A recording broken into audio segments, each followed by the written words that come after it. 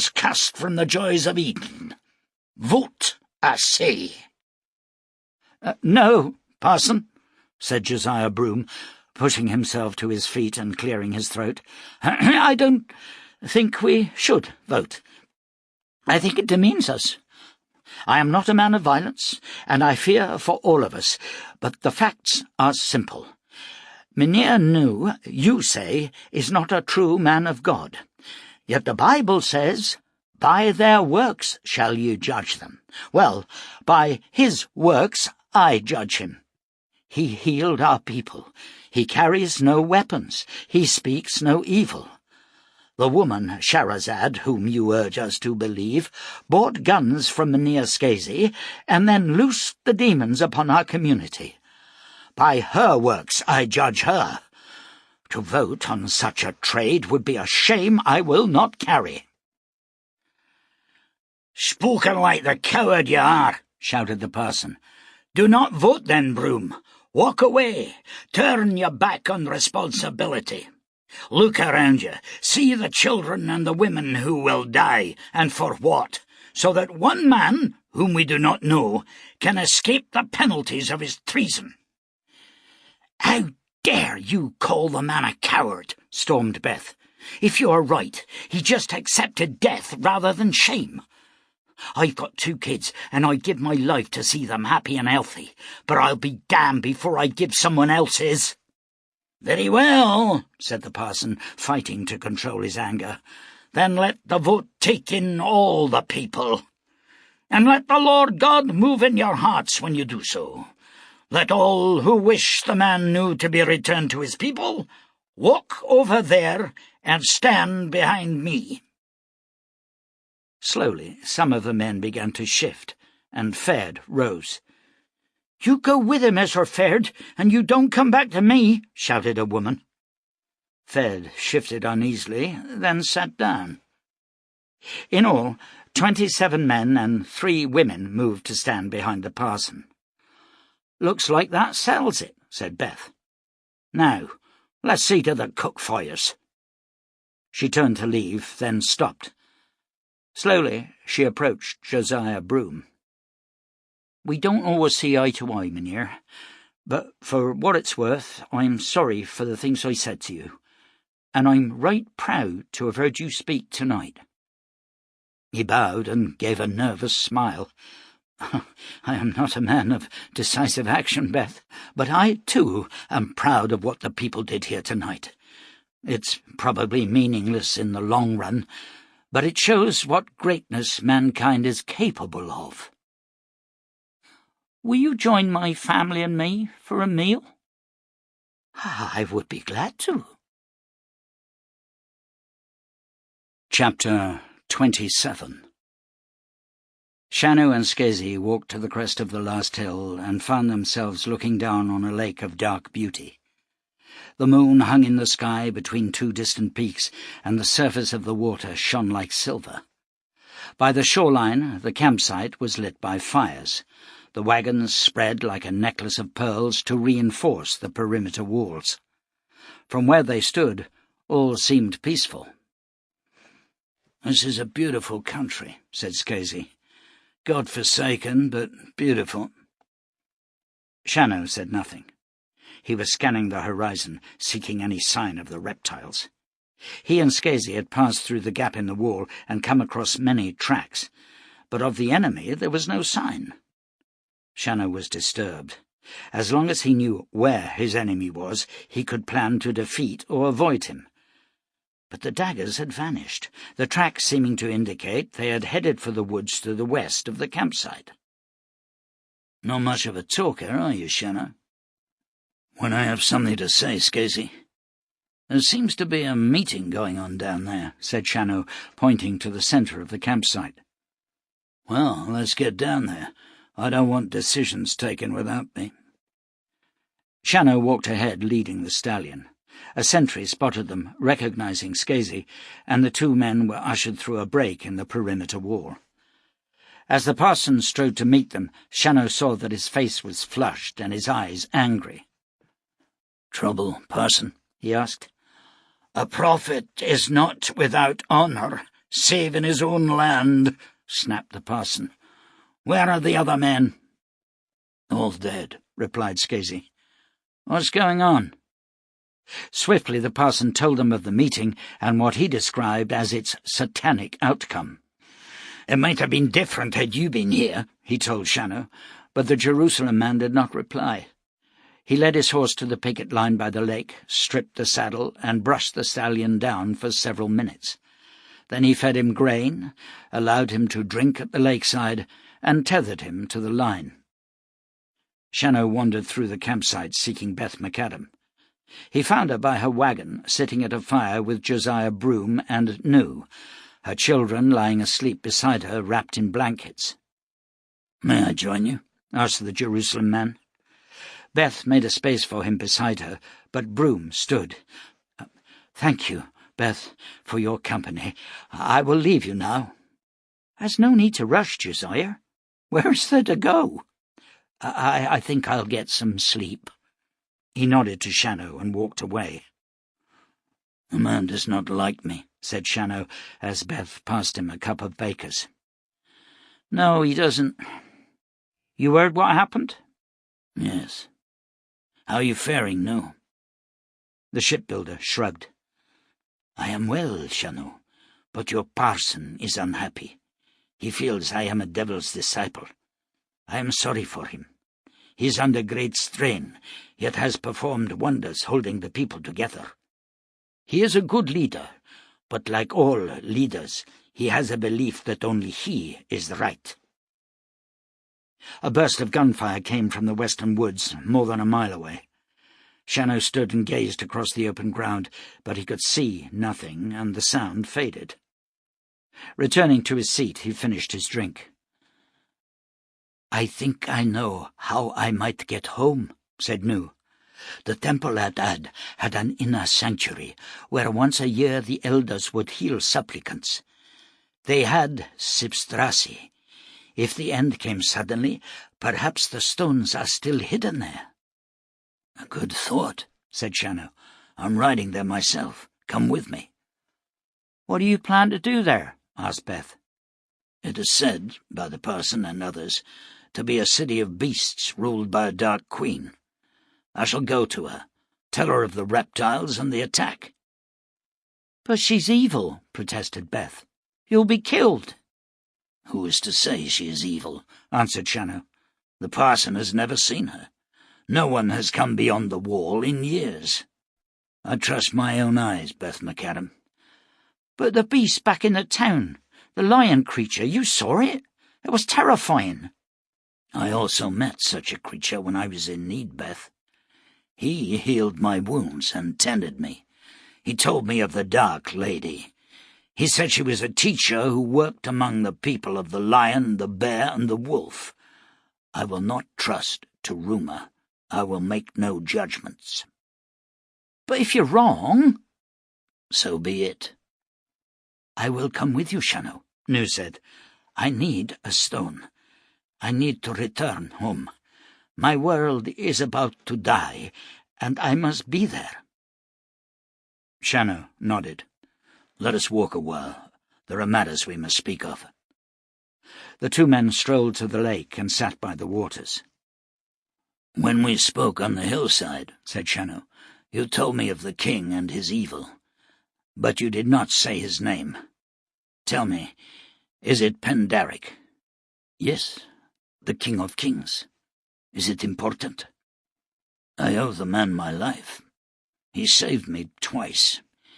He came to me in a dream 3 years ago and showed me his sword, saying that if ever I saw it in life and had need of it, I should reach for it and it would come to me.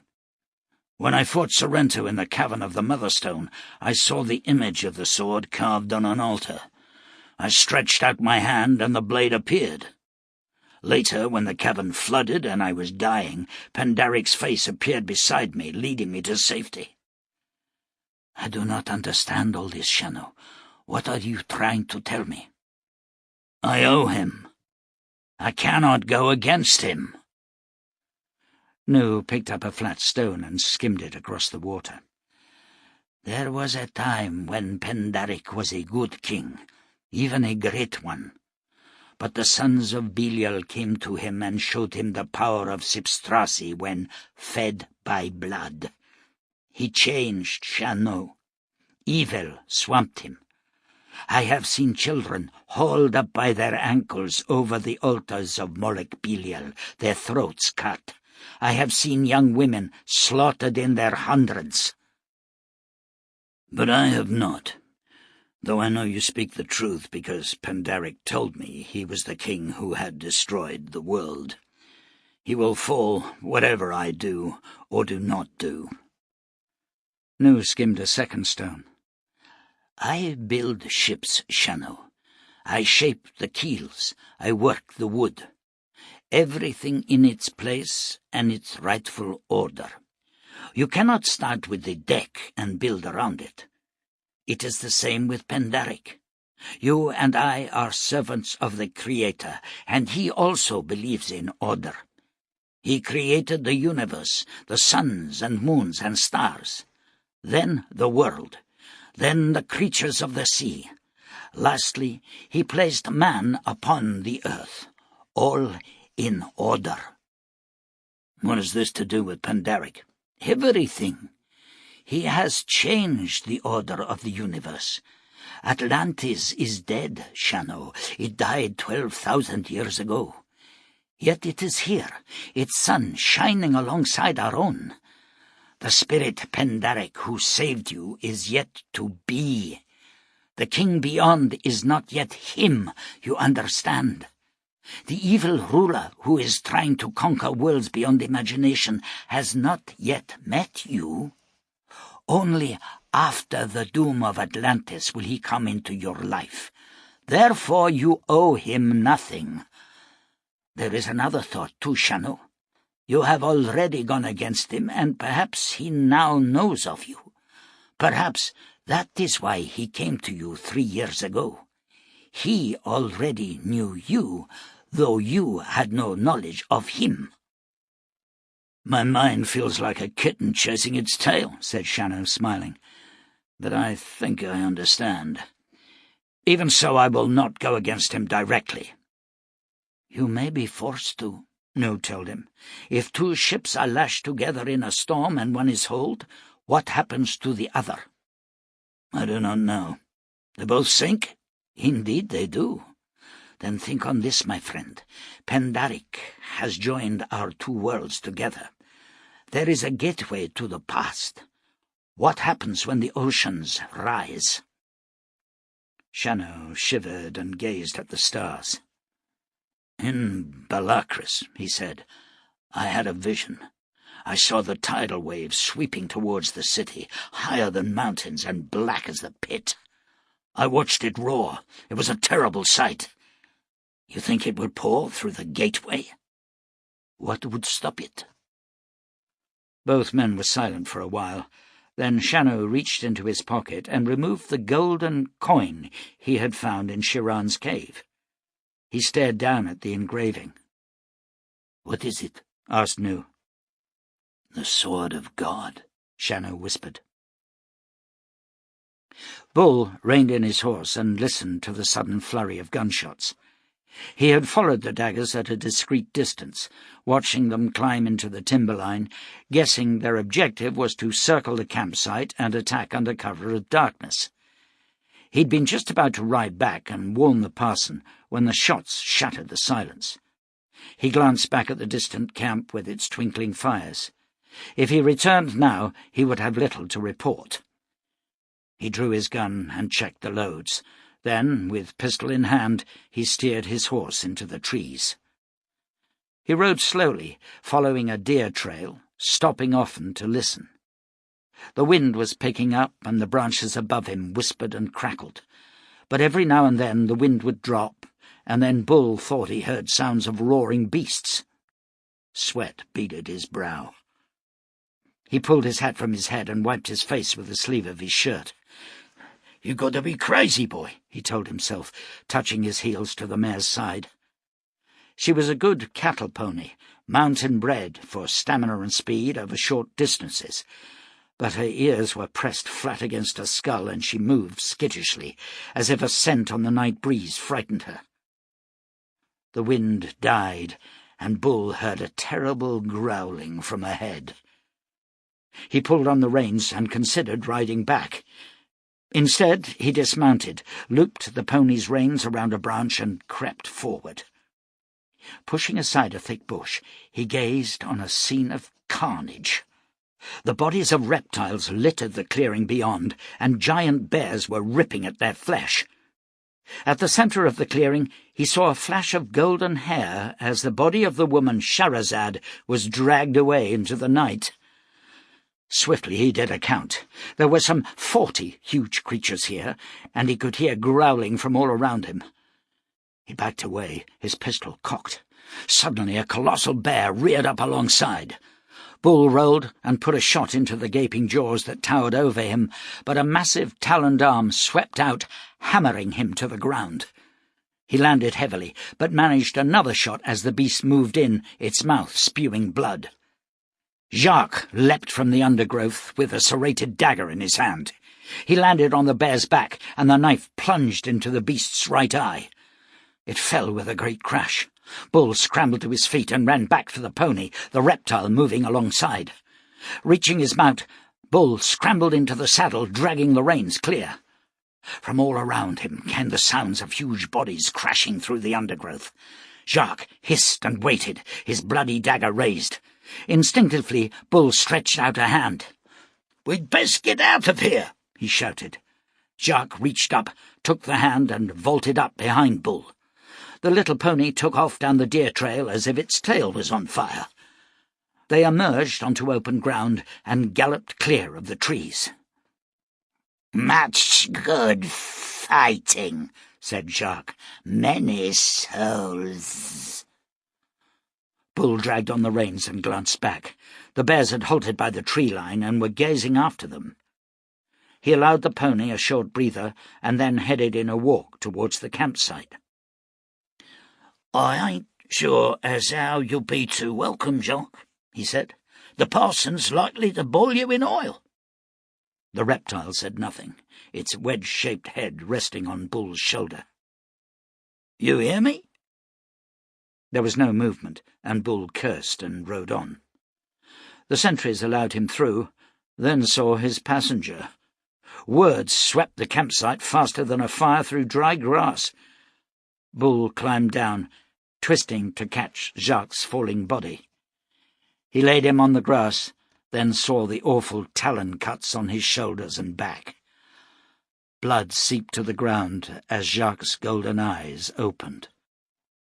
"Many souls," he hissed. He blinked and looked up at the faces gazing down. His eyes misted, his scaled hand reached up and took Bull's arm. "Cut out my heart," he said. "Oh." The golden eyes closed. "Why did you bring this demon here?" asked the parson. Bull stood. "They're all dead, parson, God be praised. This one was Jacques. He rescued me back in the woods. There's creatures there, damn big, 10, 12 feet tall. Look like bears. They wiped out the reptiles. The woman's dead, too." "Then we can return to Pilgrim's Valley," said Beth McAdam. "Now that's what I call a miracle." "No," said the parson. "Don't you understand? We were led here like the children of Israel. But our work is only beginning. There is the great Hur to be destroyed, and the sword of God to be loosed over the land. Then, in truth, God will bless us. The wolf will lie down with the lamb, and the lion eat grass like the cattle. Don't you see?" "I don't want no more fighting," declared Beth. "I'm going home tomorrow." Murmurs of agreement came from the listeners. "Listen, parson, you've done right proud by all of us. If it weren't for you, we'd all be dead. I'm grateful, and I mean that. You're always welcome in my home, but that's where I'm going. Home. I don't know anything about this whore of yours, and I don't care a damn about some sword." "Then I will go on alone," said the parson. "I will follow God's path." He walked away from the group and saddled a horse. Shannow moved across to him. "Be sure of God's path, parson, before you attempt to ride it," he said. "I have the gift, Shannow. No harm will befall me. Won't you ride with me? You are a man of God." "I have other plans, parson. Take care." "My destiny lies with the sword, Shannow. I know it. It fills my mind. It swells my heart." "God be with you, parson." "As he wills," replied the other, stepping into the saddle. Chapter 28. Araxis pushed the computations from him and stared at the midday sun. He was a frightened man. He had been 427 years old, sick and dying, when Pendaric first had him summoned to the Winter Palace at Belacris. But the Sipstrassi had changed his life. The king had healed him, given him back his lost youth. Yet since that time there had been many astrologers, and 17 had been put to death for causing the king displeasure. It was not that Pendaric did not wish to hear bad omens, rather that he expected the astrologers to be exact in their predictions. However, as all initiates knew, the study of the fates was an art, not a science. Now Araxis faced the same predicament as many of his erstwhile colleagues. He sighed and rose, gathering his parchments. A doorway appeared in the wall, and he stepped through, holding his head high, pulling his slender shoulders back. "Well," said the king. Araxis spread the parchments on the table before Pendaric. "The stars have moved, sire. Or rather, the world has shifted. There is great difficulty in deciding how this occurred. Some of my colleagues believe that the world, which, as we know, spins around the sun, gradually changed its position. I myself tend towards the theory of a cataclysm that tipped the earth on its axis. We exhausted 2 stones in an effort to discover the truth. All we could determine for certain is that the land you showed us was once below the ocean." "You are aware of the prophecies of the man Nu-Khazizatra?" asked the king. "I am, sire, and I thought greatly before bringing this theory to you." "He says the earth will topple because of my evil. Are you telling me you concur with his blasphemy?" "Majesty, I am not a leader, nor a philosopher. I am a student of the star magic. All I can say on the question you raised is that all the evidence points to Atlantis resting for thousands of years on the seabed. How this will occur I cannot determine, or when. But if Nu-Khazizatra is right, it will happen soon.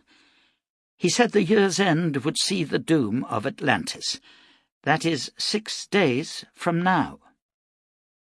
"Has there ever been a king with more power than I, Araxis?" "Oh, no, sire, not in all recorded history." "And yet this cataclysm is beyond my control?" "It would appear so, sire. We have seen the future city of Ad, and our own star tower encrusted with seashells and the muck of oceans." "Serpiat will be leading his legions through into that world in 3 days. Then we will see. Is it possible that we can learn from the future and alter the present?" There are many questions hidden in that one, sire. The future will tell us what happened, but can we change it? In the future, the cataclysm has already taken place. If we avert it, then we change the future, and therefore what we have seen cannot exist. Yet we have seen it." "What would you advise?" Close all the gateways, and hold all the city motherstones in readiness for any shift in the earth. Focus all the power of Sipstrassi on holding the world in balance." "All the world? That would take all the power we have. And what are we without Sipstrassi? Merely men who will decay and die. There must be another way. I will wait for Serpiat's report." "And Shahrazad, sire?" "She is dead, killed by stupidity. Let us hope it is not an omen. What do my stars show?" Araxes cleared his throat. "There is nothing I can tell you that is not already obvious, sire. This is a time of great stress and greater peril.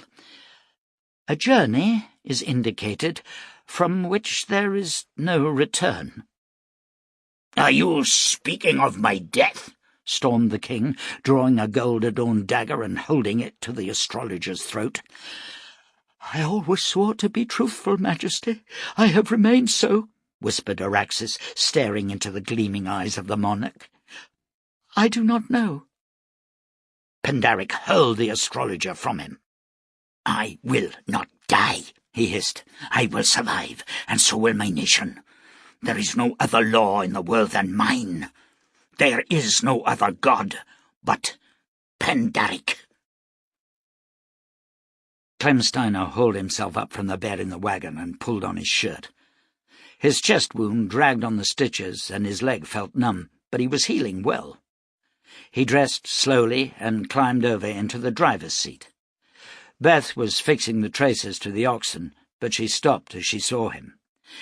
"Damn if you ain't as stupid as you look," she stormed. "Get back and lie down. You break those stitches, and I won't put 'em back." Samuel giggled, and Steiner smiled down at the blond boy. "Don't she get fired up easy?" Samuel nodded, his eyes flicking to his mother. "Suit yourself," said Beth. "If you're so anxious to be up and moving, climb down and help Mary with the breakfast. We're leaving in an hour."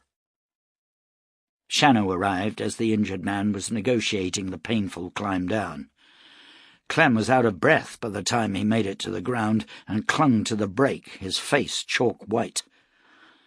Shannow took his arm and helped him to the cook fire. "Always there to rescue me, Shannow.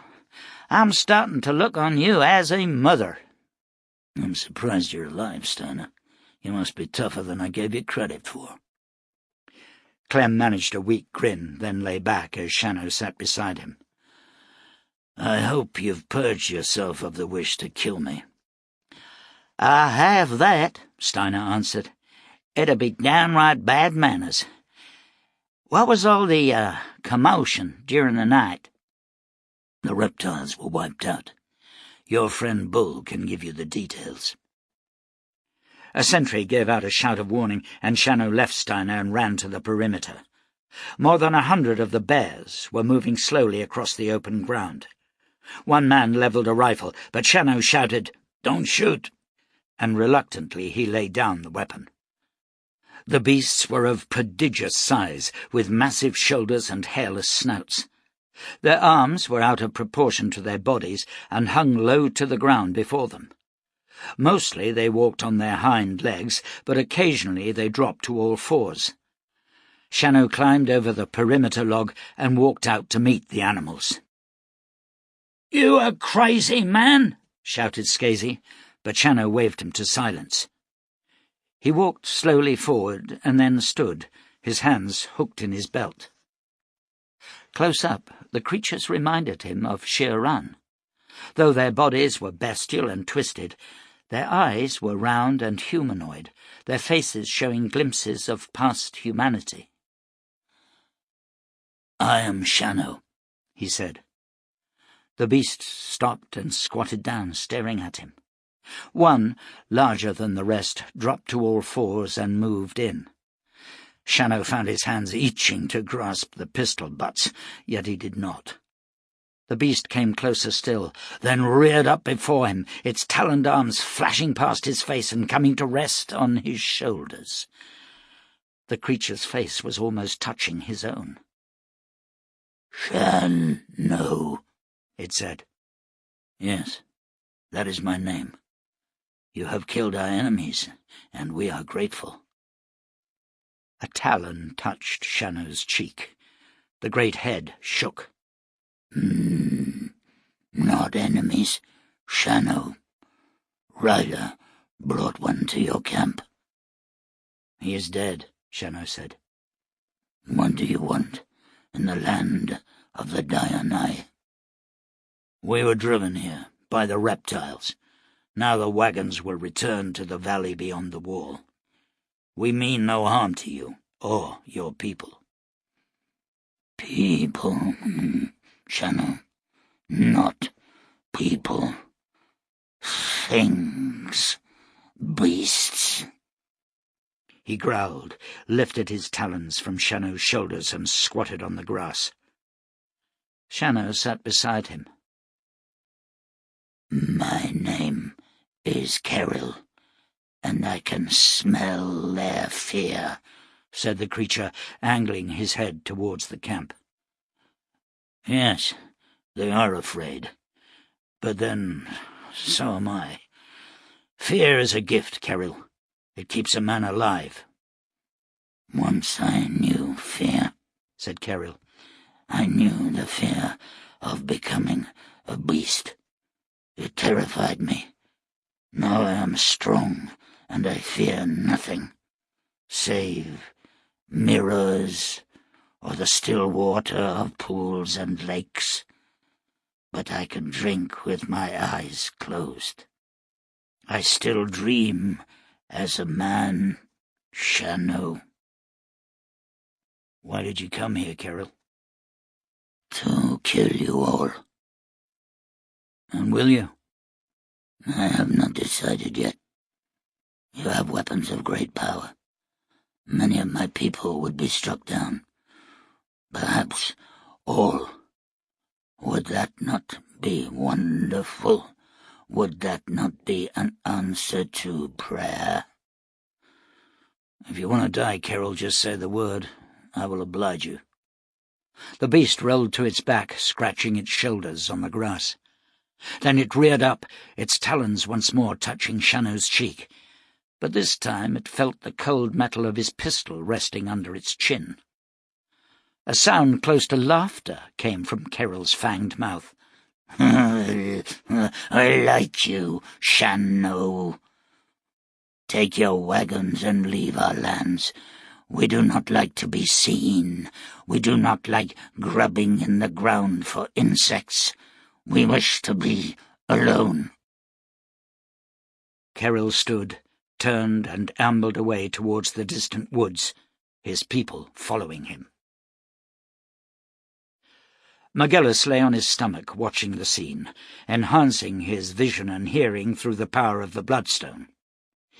Beside him, Lindian's cold gaze also rested on the Jerusalem man. "He handled that well," said McGillis. "And did you note the speed with which his pistol came into action?" "Yes," answered Lindian.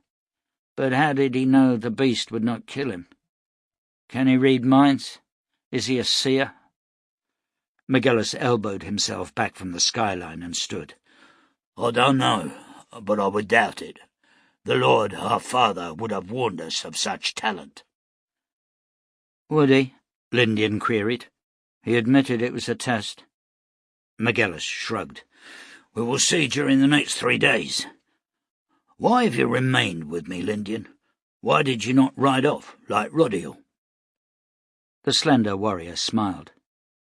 "Perhaps I like your company, brother." He walked off towards his horse, leaving McGillis staring after him. Curiously, he realized his words had been true. He did like McGillis. The giant had helped him many times when they were growing in the war pens, when Lindian had been small and weak, and McGillis was easy company, unlike the arrogant Rodiel, always so sure of victory. He vaulted into the saddle and grinned at McGillis. "It will be no pleasure to kill you," thought Lindian. But that was the real secret of the test. Smaller and weaker than the other hunters, Lindian had developed skills of the mind. He had watched and studied, learning the secrets of men. Pendaric loathed Rodial and disliked Magellas, yet each of them in their own way had the talent to succeed the Atlantean king. And that was the doom they carried. For, with Sipstrassi, a king needed no heirs, and the last talent a man should develop in Pendaric's presence was that of charismatic leadership. No, better to be like me, thought Lindian, efficient, careful, and undeniably loyal. I will make a good satrap of Acadie, he thought. The two hunters rode together for most of the morning. In the distance they saw lions, and they passed a small deserted settlement of tiny huts that aroused Magellas's interest. He dismounted and ducked to his knees to enter a doorway. Moments later he emerged. They must have seen us coming and scampered off to the trees. Fascinating. They rode on, guiding their mounts up a steep slope and halting on the crest. The city lay before them. Lindian disguised the shock he felt, but the breath hissed from Magellas's throat, turning into a foul obscenity. He studied the wall, the line of the docks, the distant spires of the temple. "Where is the sea?" he whispered. Lindian swung in the saddle, his eyes scanning the mountains and valleys. It is all different. Everything. Then this is not Atlantis, and that monstrosity is merely a replica of Ad. But why would anyone build it? Look at the docks. Why? I have no idea, brother, said Lindian. I suggest we complete our mission and return home. We must have passed a score of places where we could waylay Shannow. Magellas could not tear his eyes from the city. Why? He asked again. I am not a seer, snapped Lindian. Perhaps the king created it to disturb us. Perhaps this is all some dark game. I do not care, Magellas. I merely want to kill Shannow and return home. That is, if Rodial does not beat us to the quarry. At the sound of his enemy's name, Magellas jerked his gaze from the white marble city. Yeah, you're right, my brother. But Rodial's arrogance is, I think, misplaced this time. You recall the teachings of Locritus? First, study your enemy. Come to know him, learn of his strengths, and in them you will find his weaknesses. Rodial has come to expect victory. Only because he is skillful, Lindian pointed out. Even so, he is becoming careless. It is the fault of these new weapons. A man can at least see an arrow in flight, or hear the hissing of the air it cuts. Not so with these, he said, drawing the pistol. I do not like them. Rodial does. Indeed he does. Though when has he faced an enemy as skilled in their use as the man Shannow? You're taking a great risk in allowing Rodial to make the first move. How will you feel if he rides in and kills the Jerusalem man? Magellas chuckled. I will bid him a fond farewell on his journey to Acadie. However, it is wise when hunting a lion to consider the kill, not where one will place the trophy. There is a stream yonder. I think it is time to locate our brother and watch his progress. Chapter 29.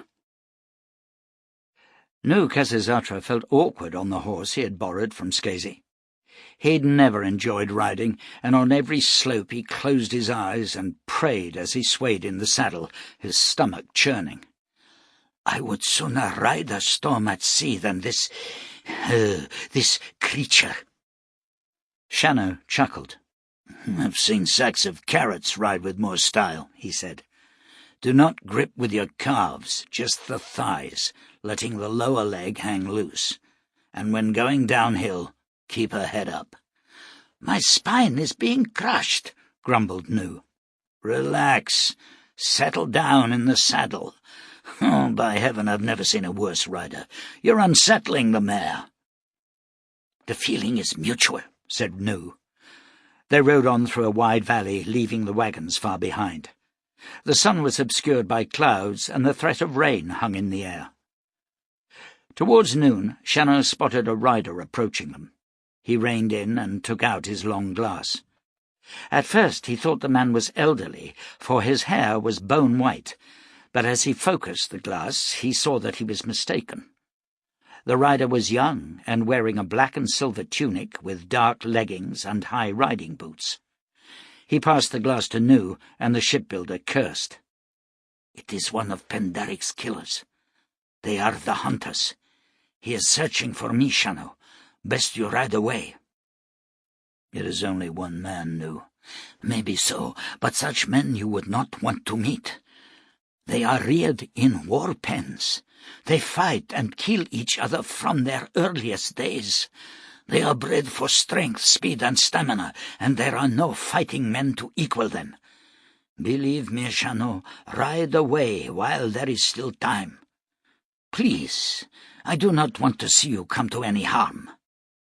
"We share that wish, my friend," Shannow agreed, watching as the rider moved ever closer. Rodiel smiled as he saw the men waiting for him. Truly his rewards would be great, for the second rider was the traitor Nu Khazisatra, a prophet of the one God, and a man opposed to violence. He could not decide whether to kill him here or take him back to face Pendaric's justice. He halted some 20 paces from the pair. "John Shannow, the King of Kings has spoken the words of your death. I am Rodiel the Hunter. Do you have anything to say before you die?" "No," said Shannow, palming his gun and blasting Rodiel from the saddle. The Atlantean hit the ground hard, a hammering pain in his chest. He tried to draw his pistol, but Shannow rode forward and fired a second shot that smashed his skull. "Sweet Kronos!" exclaimed Nu. "I cannot believe it." "Neither could he," said Shannow. "Let us move on." "But what of the body?" "That's why God made vultures," answered Shannow, touching heels to his stallion. 2 miles away, Magellan opened his eyes and gave a deep, throaty chuckle. "Oh, joy!" he said. Lindian returned his stone to its pouch and shook his head, but Magellan laughed again, the sound rich with humour. "What I would have paid to see that scene! The satrapy of Arcady! Ha! That and 10 more like it! Oh, did you see the look on Rodiel's face as Shannow fired? Was it not wonderful? Shannow, I am in your debt. I will light candles to your soul for 1,000 years. Oh, Belial, how I wish I could see it again." "Your grief for your brother is deeply touching," said Lindian, "but I still do not understand what happened." "That is because your eyes were on Rodiel. For myself, I could not stomach the man. Therefore I watched Shannow. He drew his gun as he spoke. There was no sharp movement, and the weapon was almost clear before Rodiel realized he was in peril." "But surely Rodiel must have known Shannow would attempt to fight." "Of course. But that is where timing is all important. He asked Shannow a question and was waiting for a response. How many times have we both done exactly that? It has never mattered, because we dealt with sword and knife, but these guns, they are sudden. Rodiel expected conversation, fear, nervousness, even pleading or flight. Shannow merely killed him." Lindian nodded. "You guessed, didn't you?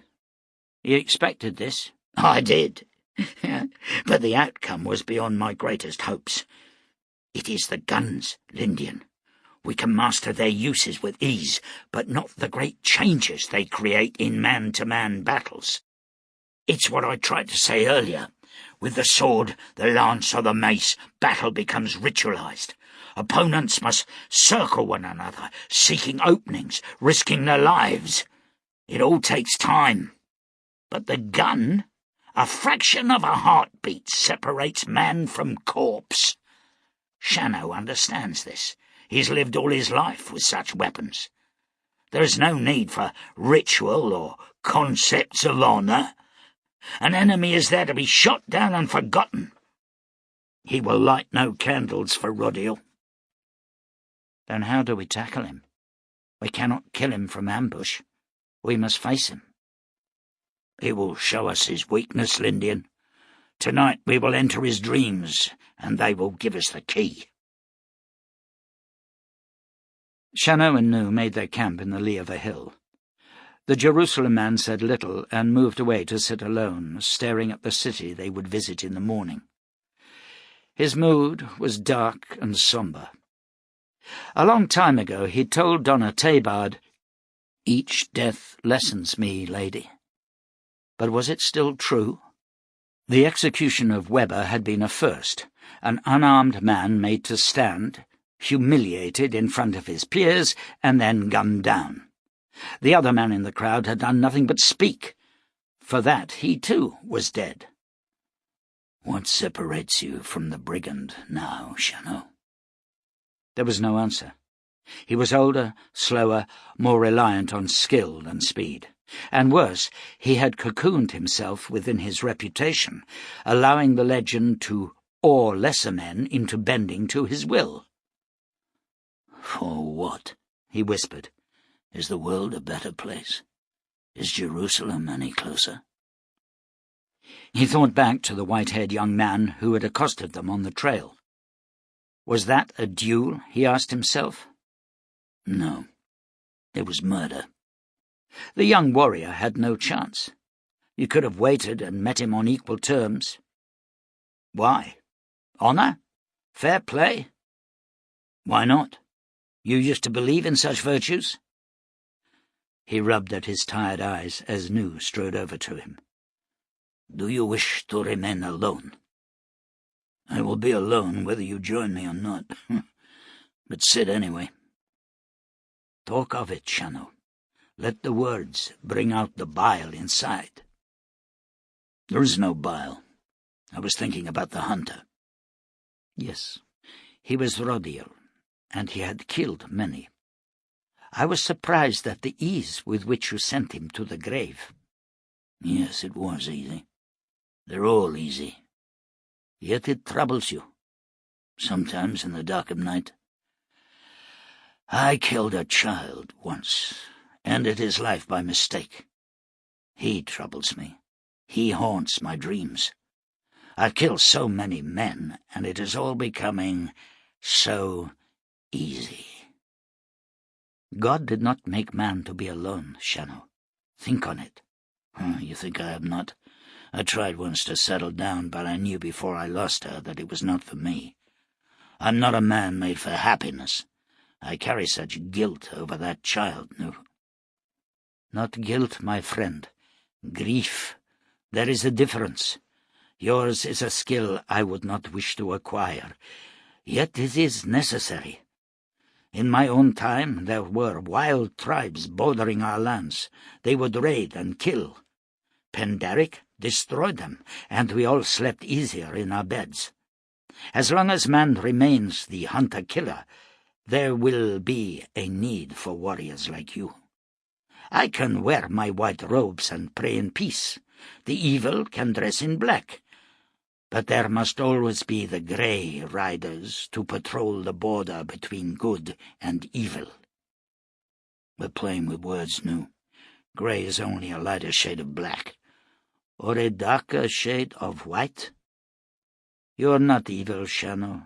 You are plagued by self-doubt. That is what saves you. That is where the parson is in peril. He has no doubts, and therefore is capable of enormous evil. It was the downfall of Penderic. No, you are safe, Grey Rider. Safe, repeated Shannow. Who is safe? He who walks with God. How long since you sought his word in your Bible? Too long. Nu stretched out his hand, holding Shannow's leather-covered Bible. No man of God should be lonely. Shannow took the book. "Maybe I should have devoted myself to a life of prayer. You have followed the path set for you. God uses both warrior and priest, and it is not for us to judge his purposes. Read a little, then sleep. I will pray for you, Shannow." "Pray for the dead, my friend." As the horse reared and died, Shannow leapt from the saddle. He hit the ground hard, rolled, and came to his knees with guns in hand. The roaring of his pistols and the screams of his attackers faded. A sound from behind. Shannow swiveled and fired. The boy was hurled from his feet. A small dog began yapping. It ran to the boy, licking his dead face. "What a vile man you are," came a voice, and Shannow blinked and turned. Two young men stood close by, their hair white, their eyes cold. "It was an accident," said Shannow. "I was being attacked. I didn't realize." "A child killer, Lindian. What should we do with him?" "He deserves to die," said the smaller of the two. "There is no question of that." "I never meant to kill the child," Shannow repeated. The tall man in the black and silver tunic stepped forward, his hand hovering over the gun butt. "The King of Kings has spoken the words of your death, John Shannow. Do you have anything to say before you die?" "No," said Shannow, palming his pistol smoothly. A bullet smashed into Shannow's chest, the pain incredible as his own gun dropped from his twitching fingers and he sank to his knees. "You should not try the same trick twice, old man," whispered his killer. Shannow died, and awoke beside the fire on the hillside. Nu was sleeping soundly beside him. The night breeze was cool. Shannow built up the fire and returned to his blankets. He was standing at the centre of an arena. Seated all around him were men he had killed. Sorrento, Weber, Thomas, Lomax, and so many others whose names he could not remember. The child was leaning back on a golden throne, blood dripping steadily to stain the breast of the white tunic he wore. "These are your judges, John Shannow," said a voice, and the tall, white-haired warrior stepped forward. "These are the souls of the slain." "They are evil men," stated Shannow. "Why should they have the right to judge me?" "What gave you the right to judge them?" "By their deeds," answered the Jerusalem man. "And what was his crime?" stormed his accuser, pointing to the blood-drenched child. "It was a mistake, an error. And what price have you paid for that error, John Shannow?" "Every day I've paid a price with a fire in my soul." "And what price for these?" shouted the warrior, as down the central aisle came a score of children, some black, some white, toddlers and infants, young boys and girls. "I do not know them. This is trickery," said Shannow. "They were the children of the Guardians, drowned when you destroyed the Titanic. What price for these, Shannow?" "I am not an evil man," shouted the Jerusalem man. "By your deeds we judge you." Shannow saw the warrior reach for his pistol. His own gun flashed up, but at the moment he fired, the man disappeared, and the bullet smashed into the chest of the boy on the throne. "Oh, dear God, not again!" screamed the Jerusalem man. His body jerked, and he came awake instantly. Beyond the fire sat a lioness and her cubs.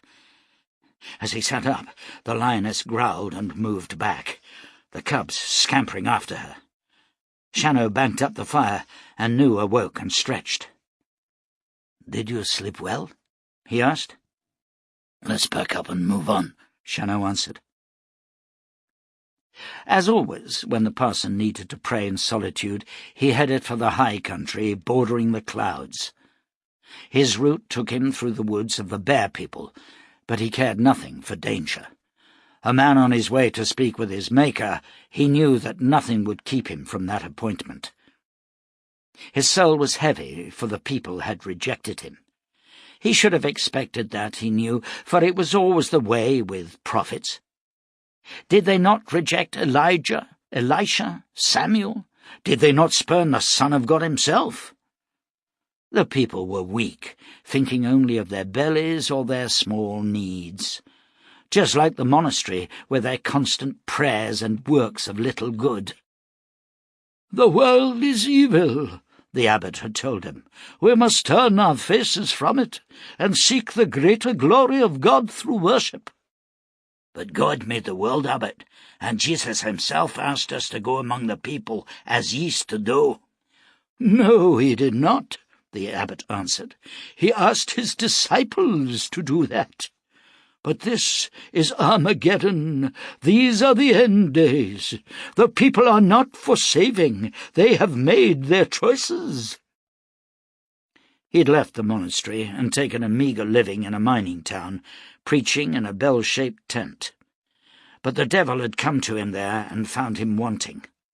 Lucifer had led the girl to his sermon, and Lucifer had put the carnal thoughts in her mind.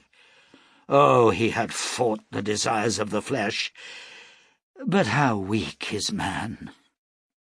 His people, not understanding his temptations, nor the inner battles that went with them, had driven him from the town. It was not his fault. It was God's judgment when the girl hanged herself. The parson shook his head and looked around him, realizing he'd come deep into the woods. He saw the dismembered body of a reptile, then another. Drawing the horse to a halt, he looked around. Bodies lay everywhere. He dismounted and saw that by a bush, her corpse wedged beneath the jutting roots of an old oak, lay Shahrazad. There were terrible rips and tears on her body, but her face was remarkably untouched. "Shannow was right," said the parson. "You do look like an angel." By her hand lay a red-veined stone, and he lifted it. It was warm and soothing to the touch. He dropped it into the pocket of his black cassock and mounted his horse, but his hand seemed to miss the warmth of the stone, and he drew it out once more. He rode on, ever rising, until he came out onto a clearing at the crest of the range. It was cold here, but the air was fresh and clean, the sky unbearably blue. Dismounting once more, he knelt in prayer. "Dear Father," he began, "lead me to the paths of righteousness. Take my body and soul. Show me the road I must walk to do your work. Fulfill your word." The stone grew hot in his hand, and his mind blurred. A golden face appeared before him, bearded and stern, pale-eyed and regal. The parson's heart began to hammer. "Who calls on me?" came a voice in the parson's mind. "Aye, Lord, the humblest of your servants," the parson whispered, falling forward and pressing his face to the ground. Miraculously the image remained before him, as if his eyes were still open. "Open your mind to me," said the voice. "I do not know how." "Hold the stone to your breast." The parson did so. Warmth enveloped him, and for a while there was peace and serenity. Then the glow faded, and he felt alone once more. "You have sinned greatly, my son," said Penderic. "How will you cleanse yourself?" "I will do anything, Lord." "Mount your horse, and ride a little way to the east. There you will find the survivors of the reptiles. You will lift the stone and say to them, 'Penderic.' They will follow you and do your bidding." "But they're creatures of the devil, Lord." "Yes, but I will give them the opportunity to redeem their souls. Go to the city, enter the temple, then call for me again, and I will guide you." "But what of the great whore? She must be destroyed." "Do not seek to contradict me," thundered Penderic. "In my own time will I bring her down. Go to the temple, Nicodemus. Seek out the scrolls of gold hidden beneath the altar." "But if the whore tries to prevent me?" "Then kill her, and any who stand with her." "Yes, Lord, as you bid. And the sword?" "We will speak again when you have accomplished your mission." The face faded. The parson rose. All his anguish left him. At last he had found his God.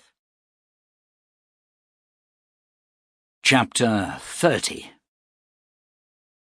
Back at her cabin, Beth was happily surprised to find no damage from the earthquakes. In the fields below there were still pits and chasms, and several trees had fallen, but on the flat ledge of the hillside, where Bull had chosen to place the macadam home, there was no evidence of movement at all. The sandy-haired rider grinned at Beth. "If you say I told you so, Bull, I'll crack your skull," Beth said to him. "Me? The thought never crossed my mind." He tethered his horse and helped Beth carry the wounded Steiner into the house. "I can walk, damn it," Steiner grumbled. "I ain't having those stitches opening again," Beth told him. "Now, keep quiet." Bull and the children manhandled the furniture from the wagon, while Beth fueled the iron stove and set a pot of bakers to simmer. As dusk stained the sky, Bull rose. "Best be getting back to Minneaskazy," he said. "I reckon there'll be enough to do there. You want me to bring you anything tomorrow?" "If there's anything left in the town, I wouldn't mind some salt." "I'll fetch it. And some dried beef. You're looking mighty low on stores." "I'm short on barter coin, Bull. I'll have to owe you." "You do that," he said. She watched him ride off and shook her head, allowing a smile to show. Now, he wouldn't make a bad husband, she thought. He's caring, strong, and he likes the kids. But the face of John Shannow cut across the smiling image of Bull. "Damn you for a fool, Shannow," whispered Beth. Samuel and Mary were sitting by the stove, Samuel's head resting against the wall, his eyes closed. Beth walked to him, lifting him from his feet. His eyes opened, and his head dropped to her shoulder. "It's bed for you, snapper-gut," she said, carrying him into the back room and laying him down. She didn't bother to strip his clothes, but removing his shoes, she covered him with a blanket. Mary came in behind her. "I'm not tired, Mar. Can I sit up for a while?" Beth looked into the child's puffy eyes. "You can snuggle in next to your brother, and if you're still awake in an hour, you can sit with me." Mary grinned sheepishly and climbed under the blanket. She was asleep within minutes. Beth returned to the main room and lit the fire, then walked out onto the porch where Bull had erected a bench seat made from a split log, planed and polished. She sat back and stared over the moonlit valley. The wall was down everywhere, although some sections still reared like broken teeth. She shivered.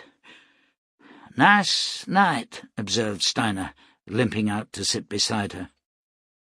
His face was pale, dark rings staining the skin beneath his eyes. "You're a damn fool," said Beth. "And you're as pretty as a picture under moonlight," he told her. "Except for the nose," she replied. "And it's no good making up to me, Clem Steiner. Even if I let you, it would kill you for certain." "There's truth in that," he admitted. Beth continued to stare at the horizon. "What are you thinking?" he asked. "I was thinking about Shannow. Not that it's any of your business." "You in love with him?" "You're a prying sort of fella, Steiner." "You are, then. You could do worse, I guess, except I don't see you travelling the world looking for some city that don't exist." "You're right. Maybe I should marry you." "That's not a bad thought, Fray McAdam," he responded, smiling. "I can be right good company." "You've been hiding that light under a bushel," she said sharply. He chuckled. "Come to think of it, that is a pretty big nose." She laughed, and her tension eased. Clem stretched his wounded leg out in front of him and rubbed at it. "Does Shannon know how you feel?" he asked, his voice low and serious. Beth cut off a sharp retort. "I told him, in a way, but he won't change. He's like you." "I've changed," he said. "I don't want to be a pistolier. I couldn't give a damn about reputations. I had a father who beat the hell out of me. He said I'd never make anything of my life, and I guess I've been trying to prove him wrong. Now I don't care about that no more." "What will you do?" "I'll find a nice woman. I'll raise kids and corn." "There's some hope for you yet, Clem Steiner." He was about to answer when he spotted 2 riders angling up towards the house. "Strange-looking pair," said Beth. "Look how the moonlight makes their hair seem white." Shannow was ill at ease as they rode. The dreams had unnerved him, but worse than that, he had the constant feeling he was being watched. Time and again he would turn in the saddle and study the skyline, or alter the direction in which they travelled, dismounting before the crest of every hill. But now the city was ahead of them, and still the feeling would not pass. "What is troubling you?" Nu asked. "We should have been at the city hours ago." "I don't know," admitted Shannow. "I feel uncomfortable."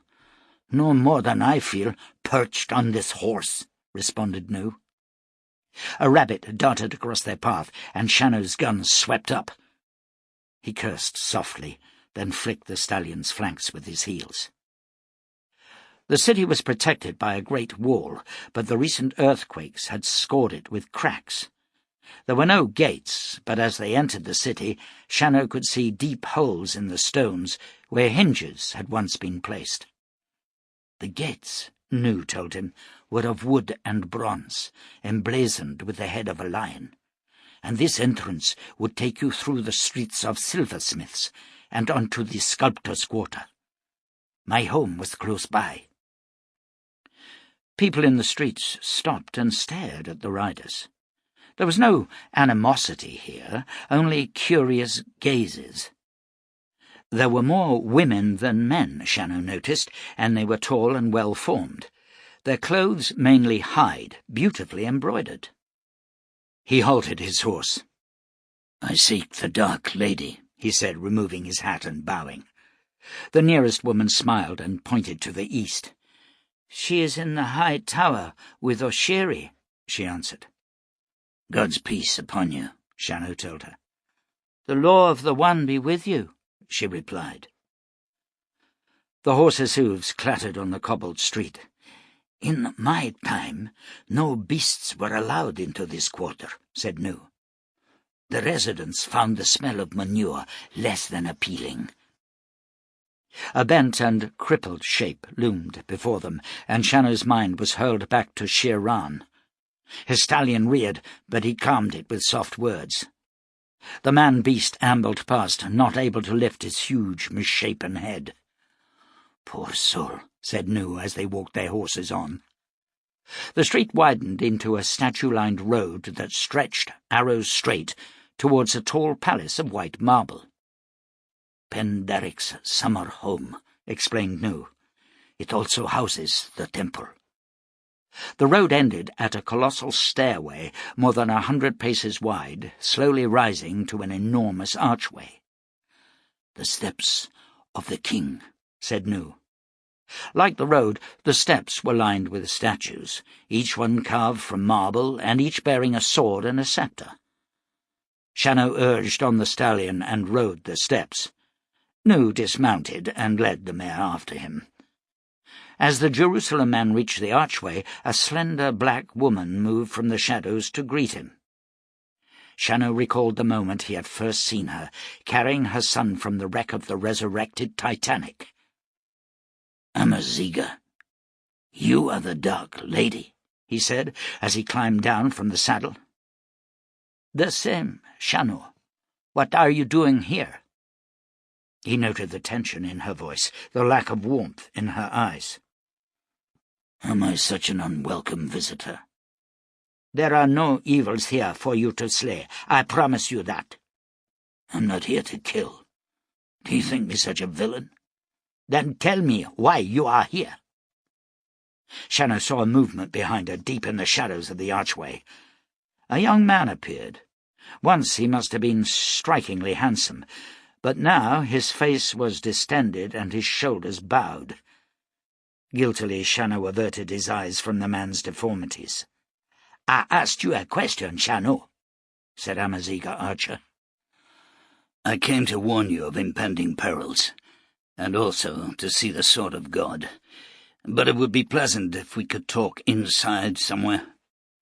Nu reached the archway, saw Amaziga, and bowed low. This is my companion, Nu Kesizatra. He is from Atlantis, Amaziga, and I think you should hear what he has to say. Follow me, she said, turning on her heel and striding back through the archway.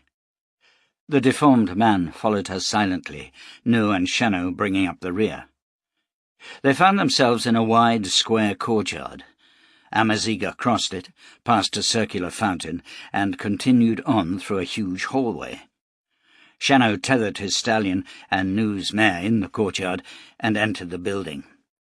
It was ghostly quiet within, and their footsteps created eerie echoes. They mounted a long circular staircase and emerged into a room where Amaziga had already seated herself behind a mahogany desk, on which were scattered papers, scrolls, and books. She looked younger than Shannow remembered, but her eyes seemed full of sorrow. "Say what you want to say, Jerusalem man, then leave us in whatever peace remains." Shannow took a deep breath, stilling the rise of anger he felt. Slowly he told her of the attack on the township of Pilgrim's Valley and their flight beyond the fractured wall. He spoke of the woman, Shahrazad, and the parson, and the fears that she was some evil goddess. And he told her of Penderek. She listened without comment, but her interest grew when Nu began his tale. She questioned him sharply, but his soft-spoken answers seemed to satisfy her. At last, when both men had finished, she asked the deformed man to fetch some drink. Neither Shannow nor Nu had stared at him, and after he had gone, Amaziga fixed her eyes on the Jerusalem man. "Do you know what is happening to him?" she asked. "He is turning into a lion," Shannow answered, holding her gaze. "How did you know?" "I met a man named Shiran, who suffered the same horror. He rescued me, gave me aid when I needed it, healed my wounds." "What happened to him?" "He died." "I said, what happened to him?" Amaziga snapped. "I killed him," said Shannow. Her eyes grew cold, and her smile chilled Nu. "Now that has a familiar ring, Shannow. After all, how many stories are there concerning the Jerusalem man when he doesn't kill something, or someone? Have you destroyed any communities lately?" "I did not destroy your home base. Sorrento did that when he sailed the Titanic. I merely blocked the power of the Mother Stone. But I will not argue with you, lady, nor debate my deeds. I will leave now and seek the sword." "You must not, Shannow. You must not go near it." The words hissed from her. "You do not understand." "I understand that the gateway between past and present must be closed. Perhaps the sword of God will close it. If not, when the disaster befalls Atlantis, we could be dragged down with it." "The sword of God is not the answer you seek. Believe me." "I will not know until I've seen it," Shannow told her. Amaziga's hand came up from below the desk, and in it was held a hell-born pistol. She cocked it and pointed the barrel at Shannow. "You will promise me to stay away from the sword, or you will die here," she said. "Quina!" came a voice from the doorway. "Stop it! Put the pistol away!" "You don't understand, Oshiri. Stay out of this." "I understand enough," said the man-beast, moving clumsily forward and placing the silver tray on the desk. His deformed hand closed over the pistol, gently removing it from her grasp. "Nothing you have told me about this man suggests he is evil. Why would you wish to harm him?" "Death follows wherever he rides. Destruction. I can feel it, Oshiri." She stood and ran from the room, and Oshiri laid the pistol on the desk. Shannow leaned forward and uncocked it. Oshiri eased himself into the chair Amaziga had used, his dark eyes fixed on the Jerusalem man. "She is under great strain, Shannow," he said. She thought she had found a way to cure me, but it was only a temporary respite. Now she must suffer again. She loved my brother, Shiran, and he became a beast. Now, he shrugged, now it is my turn. Your arrival made her distraught, but she will gather her strength and consider what you have said. Now, have some wine and rest. I will see your horses are taken to a field nearby where there is good grass. Through that door you will find beds and blankets. There is no time to rest, said Nu. The end is near. I can feel it. Shannow pushed himself wearily to his feet. I had hoped for aid. I thought the Dark Lady would be a person of power. She is, Shannow, Oshiri assured him. She has great knowledge.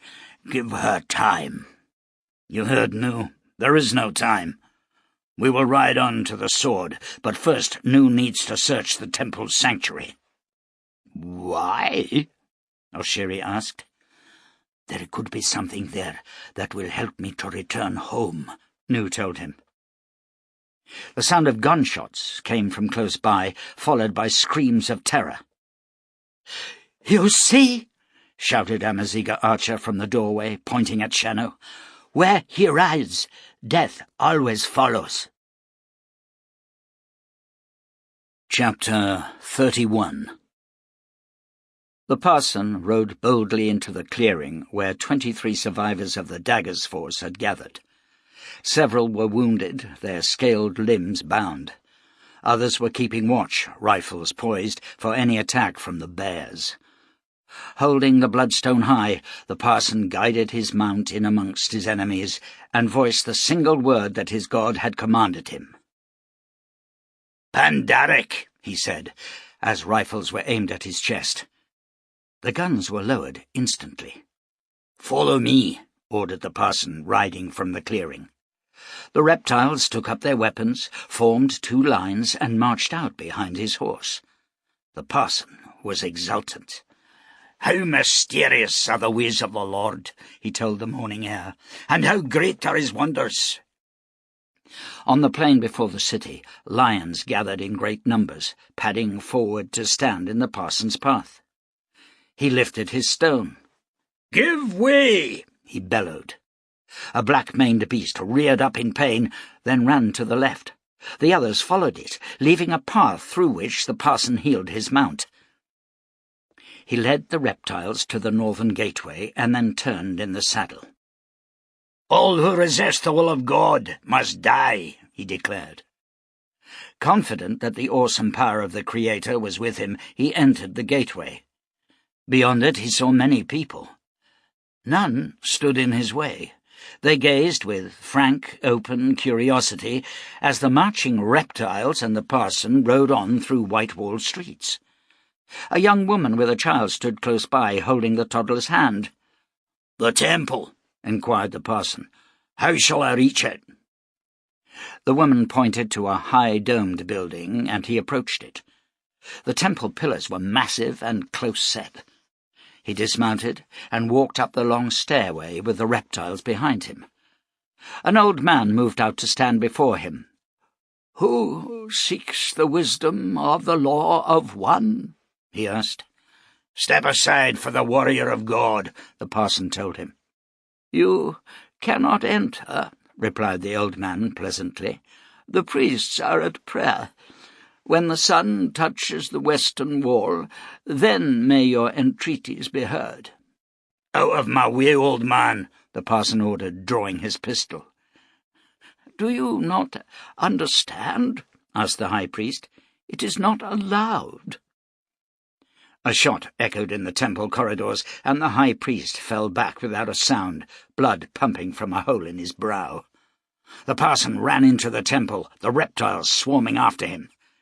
Taking their new master's lead, they began firing on the priests inside, who ran for shelter.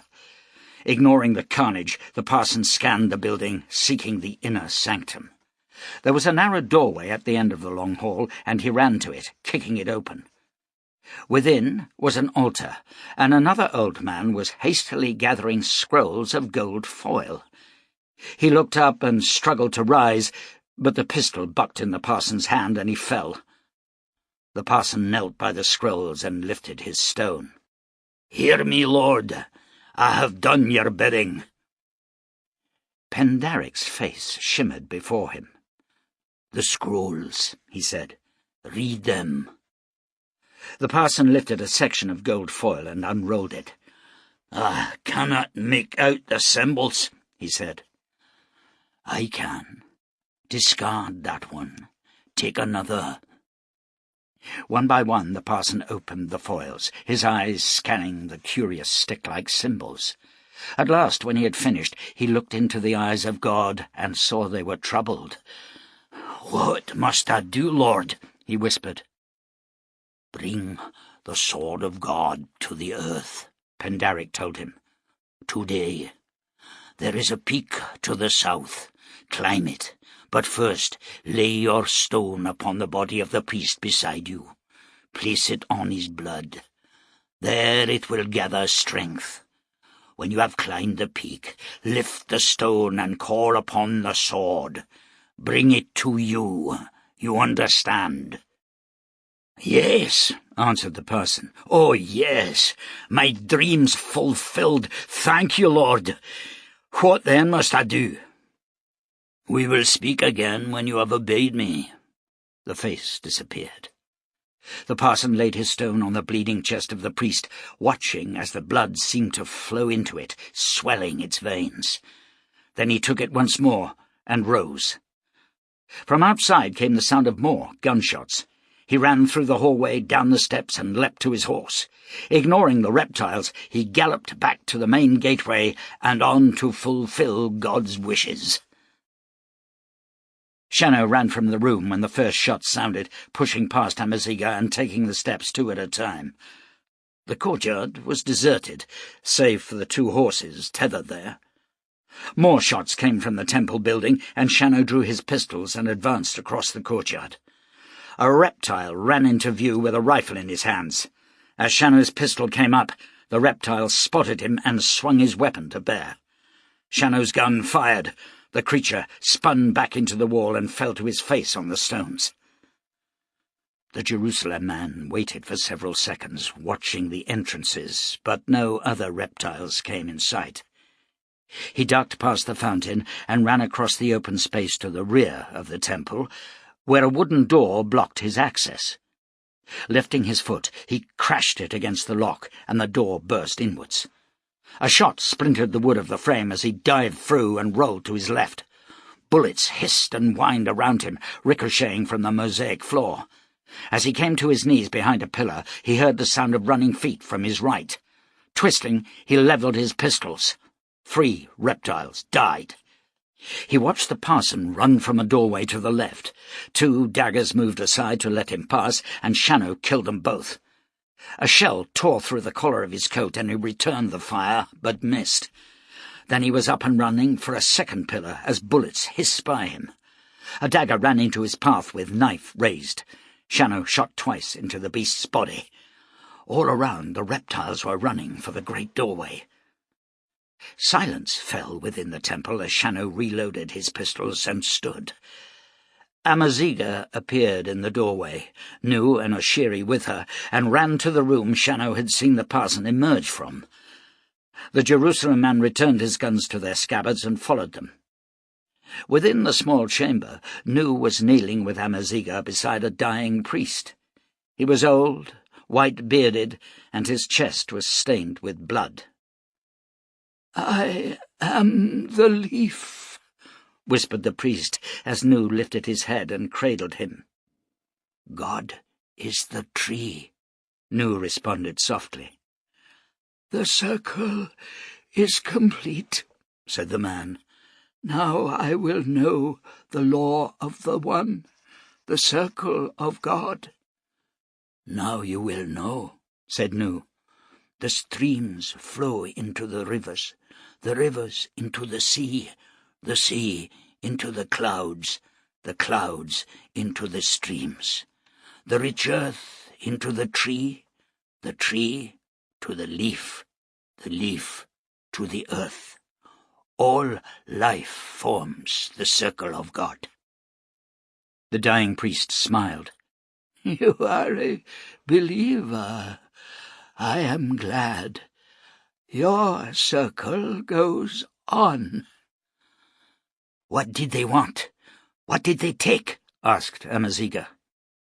"Nothing," answered the priest. "He read the sacred scrolls and summoned a demon. The demon told him to bring the sword of God to earth." "No," Amaziga whispered. "It is of no matter, Krina," said the priest, his voice fading. His head fell back in Nu's arms. The shipbuilder gently lowered the body to the floor and rose. "They were fine words," Shannow told him. "They are part of the writings of the One. There is perfection only in the circle, Shannow. To understand that is to understand God." Nu smiled and began to walk around the chamber, searching the carved walls, studying each projection. Shannow joined him. "What do you seek?" "I am not sure. The stones would have been kept in this room, but I have no idea where. Only the high priest knew, and he passed the knowledge to his successor." The room was small and square, though the altar was circular. The limestone walls were splendidly sculpted, graceful figures with painted eyes and long tapering hands that reached for the sky. Shannow walked to the altar and stood gazing down on the flat, polished surface. Engraved there, and filled with gold leaf, was a wondrous tree with golden leaves. He ran his fingers lightly over the surface, tracing the branches. The design was beautiful and restful to the eye. Around the rim of the altar, birds were carved, some in flight, some nesting, others feeding their young. Again the principle was the circle from the egg to the sky.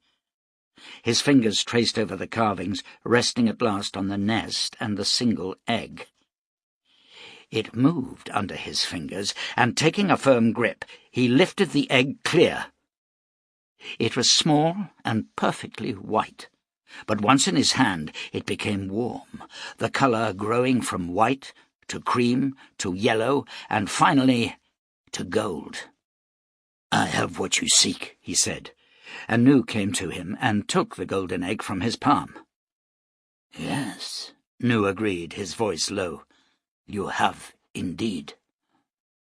"The stone from heaven," said Oshiri. "Wondrous. What will you do now?" "It is not mine to take," replied Nu.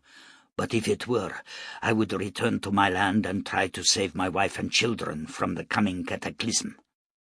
"Then take it," Oshiri told him. "No," cried Amaziga. "I need it. You need it. I cannot watch you change again." Oshiri turned away from her. "I wish you to have the stone, Nu Khazazatra. I am a prince of the Dayanai. The high priest is dead, and I have the right to bestow the stone. Take it. Use it well." "Let me have it, just for a moment," pleaded Amaziga.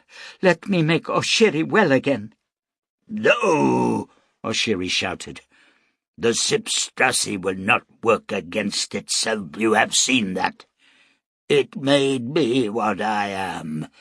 The power is too great to waste on a man like me.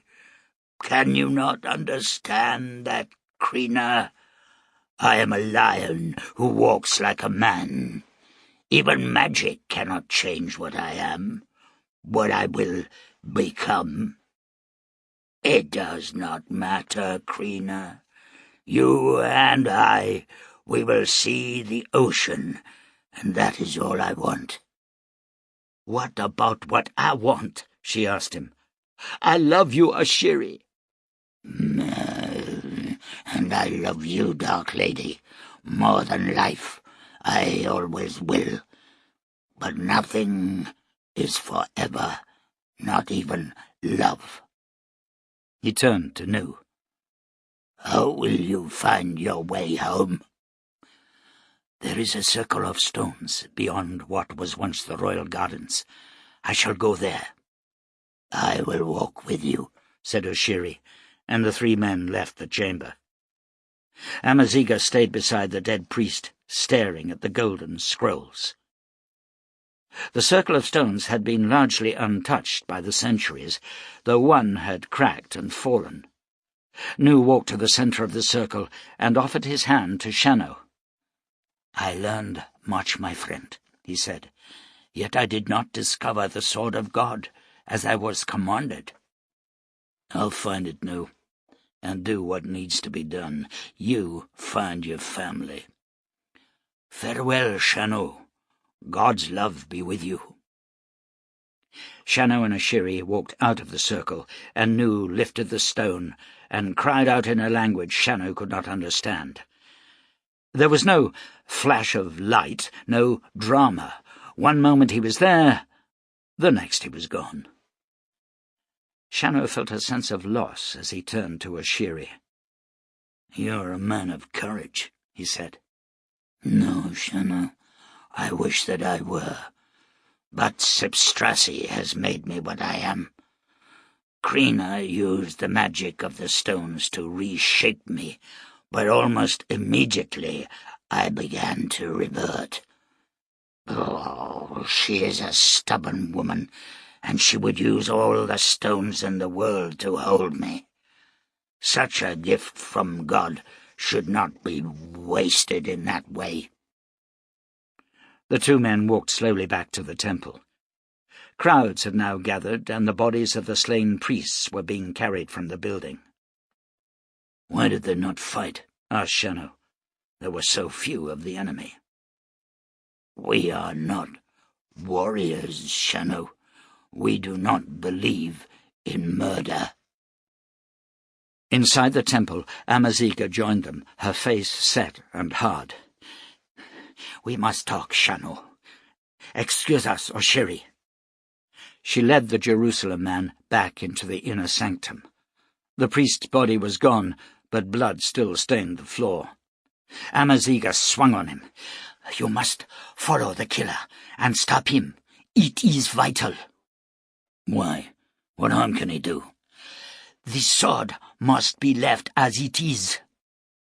"I still do not see why. If it serves God's purposes—" "God, Shannow? God has nothing to do with the sword." "Sword?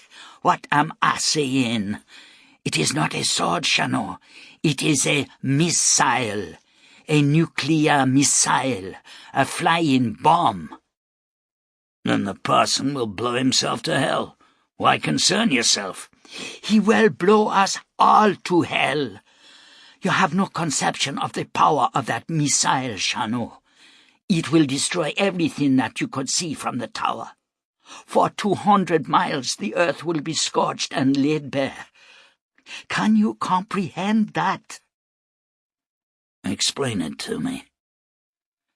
Amaziga took a deep breath, trying to marshal her words. As a guardian and a teacher, her memory had been enhanced by Sipstrassi, and she could summon all the facts concerning the missile, yet none of them would serve to help her explain it to Shannow. It was an MX missile experimental, length 34.3 meters, diameter 225 centimeters at first stage, speed 18,000 miles per hour at burnout, range 14,000 kilometers, yield 10 times 350 kilotons, 10 warheads, each with the capacity to destroy a city. How could she explain that to an Armageddon savage? "In the between times, Shannow, there was great fear and hatred. Men built awesome weapons, and one was used on a city during a terrible war. It destroyed the city utterly. Hundreds of thousands of people were killed by that single blast. But soon the bombs were made even more powerful, and great rockets were constructed that could carry the bombs from one continent to another. How did the nation survive? They didn't, Shannow, she said simply. And these bombs caused the earth to topple? Not exactly, but that is not important. The person must not be allowed to interfere with the missile. Why does it stand in the sky? Why is it surrounded by crosses, if not from God? He asked. Come back to my rooms and I will tell you as best as I can.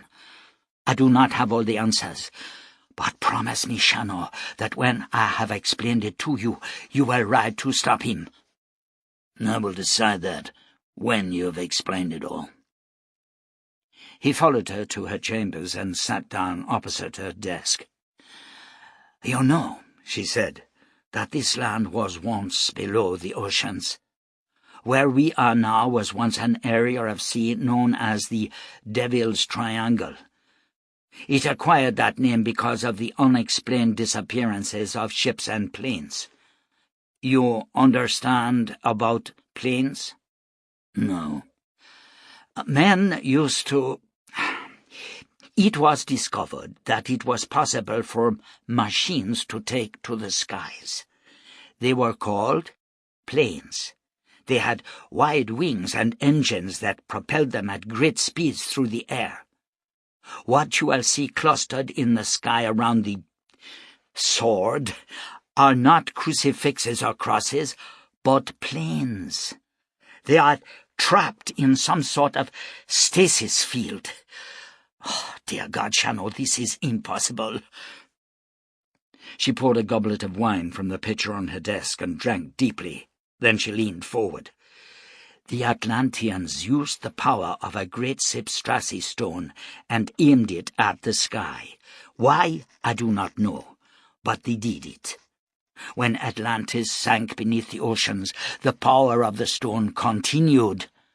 It trapped more than 100 planes and ships. It would have been more, but the field was very narrow. The power has been decreasing over the years, and the ships fell to earth.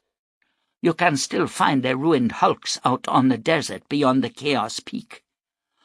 How it trapped the missile, I can only guess. When the earth toppled for a second time, there were massive earthquakes. But then the weapon centers were run by computers, and they probably registered the enormous earthquakes as nuclear strikes and responded.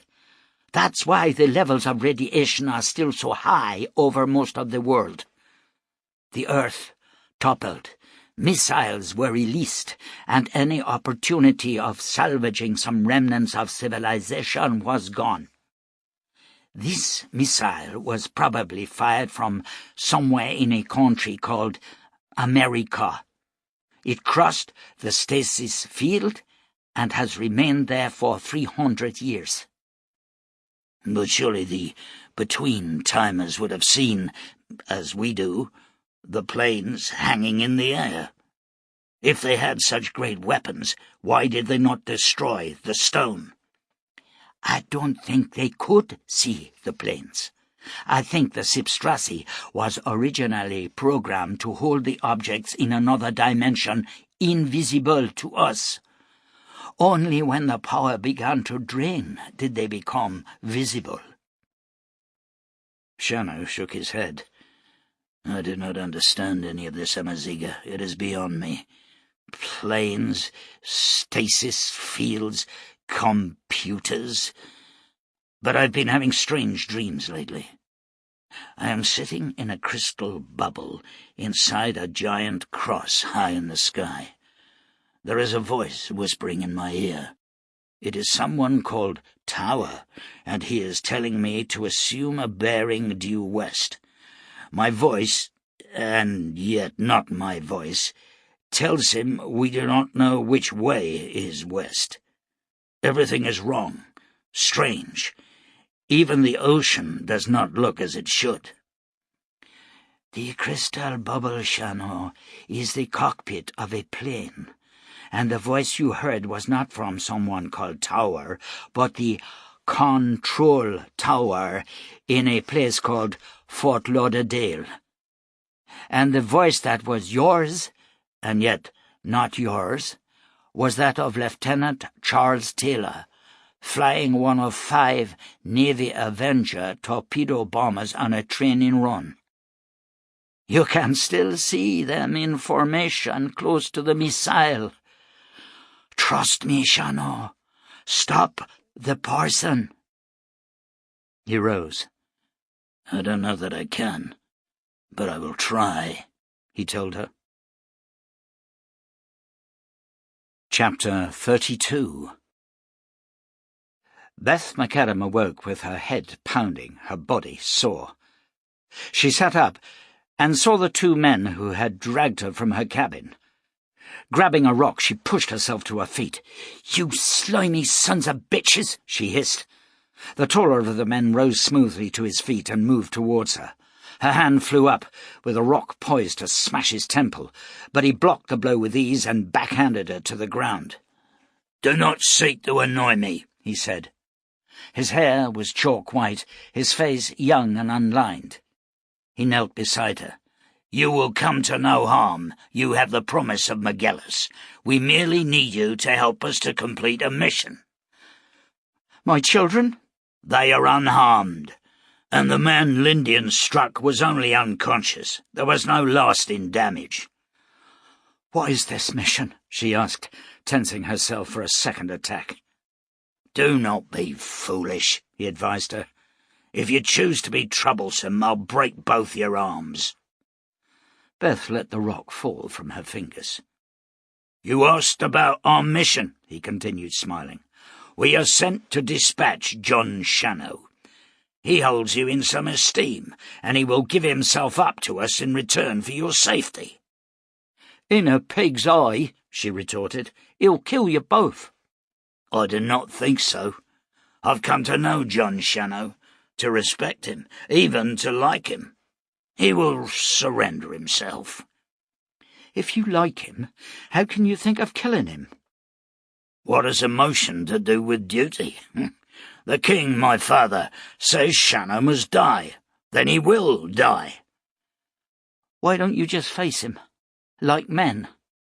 McGillis chuckled. "We are executioners, not duelists. Had I been instructed to face him on equal terms, then I would have done so, as would my brother Lindian. But it is not necessary, and therefore would constitute a foolish risk. Now we will proceed with or without your willing help. But I do not wish to break your arms. Will you help us? Your children need you, Beth McAdam." "What do you want me to say?" "That you will stay with us, and not try any more foolishness with rocks." "I don't have a lot of choices, do I?" "Say the words anyway. It'll make me feel more relaxed." "I'll do as you say. That good enough for you?" "It will suffice. We have prepared some food, and it would be our pleasure if you joined us for a meal." "Where are we?" Beth asked. "We are sitting in one of your holy places, I believe," answered McGillis, pointing to the star-filled sky.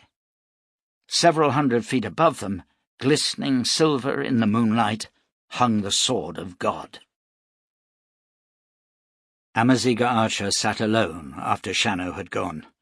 On her desk now were the sacred scrolls guarded by the Diani. Her husband, Samuel, had spent 4 years teaching her the meaning of the symbols, which resembled the cuneiform writings of ancient Mesopotamia. For the main part, the gold foils were covered with astrological notes and charts of star systems, but the last 3, including one missed by the parson, contained the thoughts of the astrologer Araxes. Amaziga read the words of the first 2 and shivered. There was much here that was beyond her, but it tallied with ancient legends concerning the doom of Atlantis. They had found a great power source, but had misused it, and the oceans had risen up, the continent being buried beneath the waves. Now Amaziga understood. In opening the gates of time, they'd altered the delicate balance of gravity. Instead of spinning contentedly around the sun, the earth was exposed to the gravitational pull of a second sun, and perhaps more. The earthquakes and volcanic eruptions outlined in Araxes' scrolls were merely indications of a tortured world, pulled in opposing directions and teetering on its axis.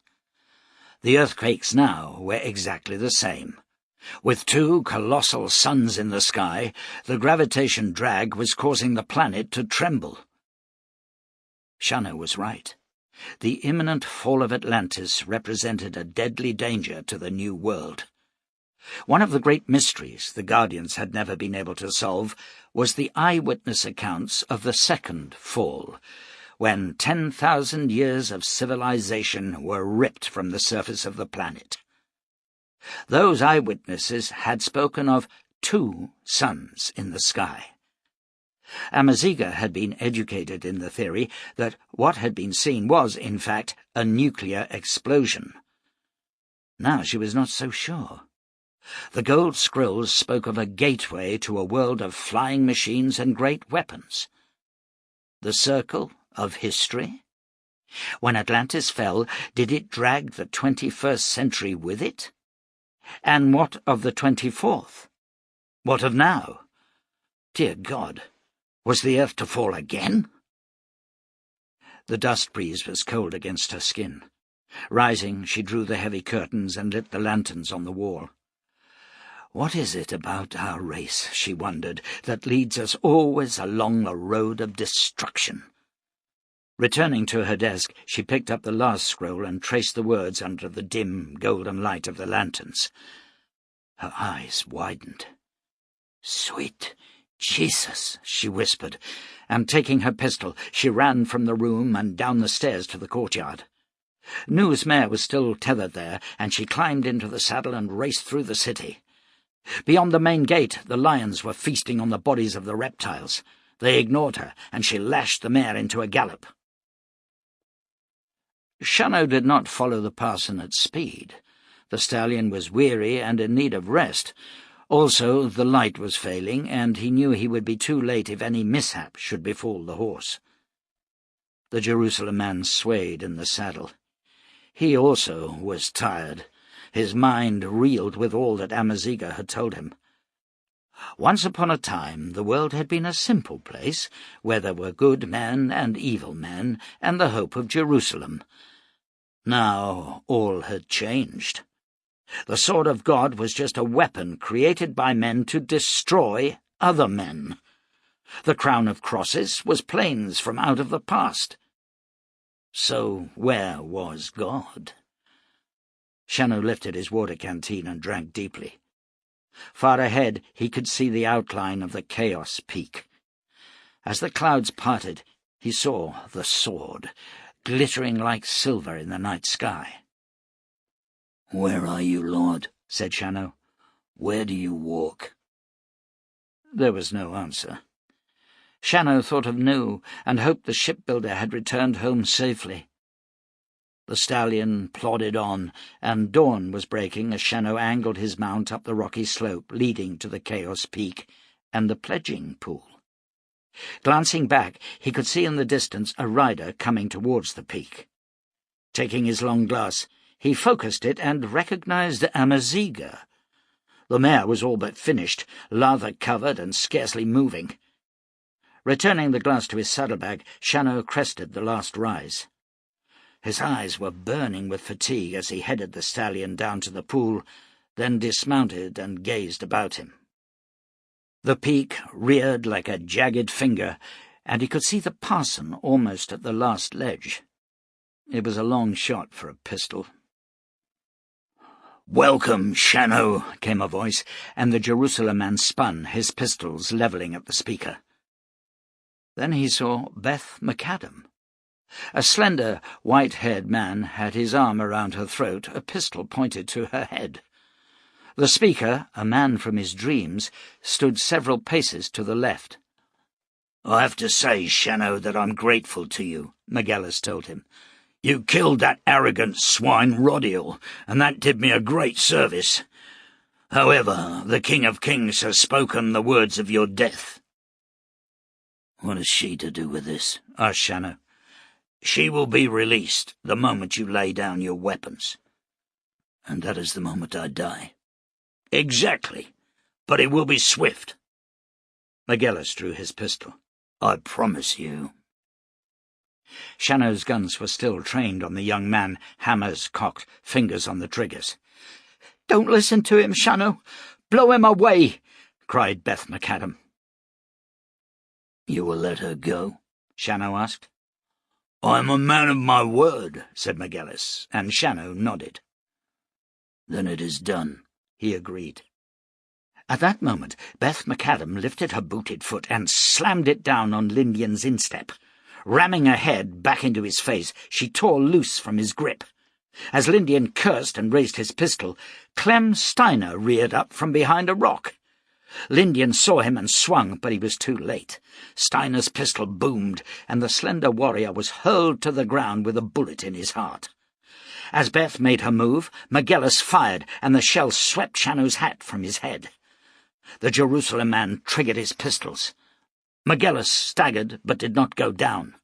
Again Shannow fired, and McGillis sank to his knees, still struggling to lift his gun. The pistol dropped from his fingers, and he raised his head. "I like you, Shannow," he said with a weak smile. Then his eyes closed, and he toppled forward. Shannow ran to Steiner. The wound in his chest had opened, and his face was ghostly as he sat back on a rock. "Paid you back, Shannow?" he whispered. Beth approached him. "You're crazy, Clem, but thanks. How the hell did you get here?" "I wasn't out for long. Bull came by to see me, and I left the kids with him and followed the tracks. Looks like we should be safe now." "Not yet," said Shannow. The parson had reached the ledge and was now out of range. They watched him lift his hand. The sword of God trembled in the sky. Shannow ran to the base of the peak and stripped off his black coat, dropping it to the ground. Then he reached up, took hold of a jutting rock, and hauled himself up. The peak loomed above him. His fingers reached for other holes, and the slow climb began. Beth and Steiner sat down to watch his progress. High above, on the ledge, the parson began to chant broken verses from the Old Testament. A sword drawn for the slaughter, polished to consume and to flash like lightning. For thus saith the Lord God, when I shall make thee a desolate city, when I shall bring up the deep upon thee, and great waters shall cover thee. I shall make thee a terror, and thou shalt be no more. Though thou be sought for, yet shalt thou never be found again, saith the Lord God. His voice echoed on the wind. Amaziga stumbled over the crest of the hill, the mare dead on the slope. She ran down to the poolside and saw Shannow inching his way up the rock face. "No!" she shouted. "Let him be, Shannow! Let him be!" But the Jerusalem man did not respond. As Amaziga drew her pistol and aimed it at him, Beth ran across the stones and hurled herself at the other woman. The pistol fired, splintering the rock by Shannow's left hand. He flinched instinctively and almost fell. Beth tore the gun from Amaziga's hand and threw the woman from her. "We have to stop him," said Amaziga. "We have to." A rumbling roar came from the sky. The base of the sword was becoming flame and smoke. Shannow climbed on. Minutes fled by.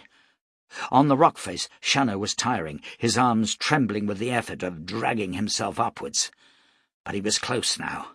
Sweat bathed his face as he forced his weary limbs to respond. He could hear the parson's voice above him. "I will breathe out my wrath upon you, and breathe out my fiery anger against you. Wail and say alas for that day, a time of doom for the nations." As the missile trembled, several planes on the edge of the stasis field broke clear, the sound of their engines roaring over the desert beyond the peak. Shannow reached the ledge and hauled himself over it. For several seconds, exhausted, he could do nothing. The parson saw him. "Welcome, brother, welcome! Today you will hear a sermon unlike any other, for the sword of God is coming home." "No," Shannow told him. "It is no sword, parson." But the man did not hear him. "This is a blessed day. This is my destiny." With a terrifying roar, the missile burst clear of the field and began to rise. "No!" screamed the parson. "No, come back!" He held up his hand. The missile slowed its rise and began to turn in the air. The tower rumbled. A great flash of lightning seared the sky to the south, the air parting like a curtain, and a second sun shone in the sky. Shannow pushed himself to his knees. From the ledge he could see the immense gateway opened by Pendaric and the massed ranks of his legions beyond it. The light was unbearable. In the sky, the missile had almost completed its turn. Shannow drew his pistol. The earthquake hit just as he was about to fire on the parson. A huge crack snaked across the desert. The pool disappeared. The tower buckled, great slabs of stone peeling from the walls. Shannow dropped his pistol and grasped a jutting rock. The parson, concentrating on the missile, lost his footing and tumbled from the ledge, his body shattering on impact with the rocks below, where once the pool had been. Clem Steiner, Beth, and Amaziga ran from the edge of the new chasm, taking shelter higher on the slopes. Shannow pushed himself upright. The missile was coming back towards him. He stared sullenly at the weapon of his own destruction, wishing he could hurl the monster through the gaping gateway. In response to his thoughts, the missile wavered and twisted in the air. Shannow did not understand the miracle, for he did not know of the Sipstrassi stone pulsing its power beyond the rock, but his heart leapt with the realization that the sword of God was responding to his wishes. He concentrated with all the strength he could muster. Like a spear, the silver missile sped through the gate of time. Pendaric's legions watched it pass.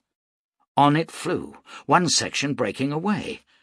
For some moments Shannow experienced a sense of bitter disappointment, for nothing had happened. Then came the light of 1,000 suns and a sound like the end of worlds. The gateway disappeared. Chapter 33. Nu Khasisatra opened his eyes to find he was standing within the circle of stones beyond the royal gardens, 200 paces from the temple of Ad. Stars shone brightly in the sky, and the city slept. He ran from the circle, down the tree-lined avenue of kings, and on through the gates of pearl and silver. An old beggar awoke as he passed, stretching out his hand. "Help me, Highness," he said drowsily, but Nu ran by him. The man sent a whispered curse after him and settled down to sleep beneath his thin blankets. Nu was breathing heavily by the time he reached the street of merchants. He slowed to a walk, then ran again, coming at last to the bolted gate by his own gardens. Glancing left and right, he grasped the iron grill and began to climb. Once over the top, he dropped to the earth and loped towards the house. A huge hound bore down on him, but when Nu knelt and held out his hand, the hound stopped short, sniffing at him. "Come on, Nimrod. It hasn't been that long," said Nu. The black hound's tail began to wag, and Nu rubbed at the beast's long ears. "Let's find your mistress." The house doors were also bolted, but Nu pounded on the wood. A light flickered in an upper window, and a servant stepped out to the balcony. "Who is it?" came a voice. "Open the door. The master of the house is home," called Nu. "Sweet Kronos!" exclaimed the servant Purat. Moments later the bolts were drawn back, and Nu stepped into the house. Purat, an elderly retainer, blinked as he saw the strange garb worn by his master, but Nu allowed no time for questions. "Rouse the servants," he said, "and pack all your belongings, and food for a journey." "Where are we going, Lord?" Purat asked. "To safety, God willing." Nu ran up the winding staircase and opened the door to his bedroom, where Pashad was asleep. He sat on the wide, silk-covered bed and stroked her dark hair, and her eyes opened. "Is this another dream?" she whispered. "It is no dream, beloved. I am here." She sat up and threw her arms around her husband's neck. "I knew you would come. I prayed so hard." "We have no time, Pashad.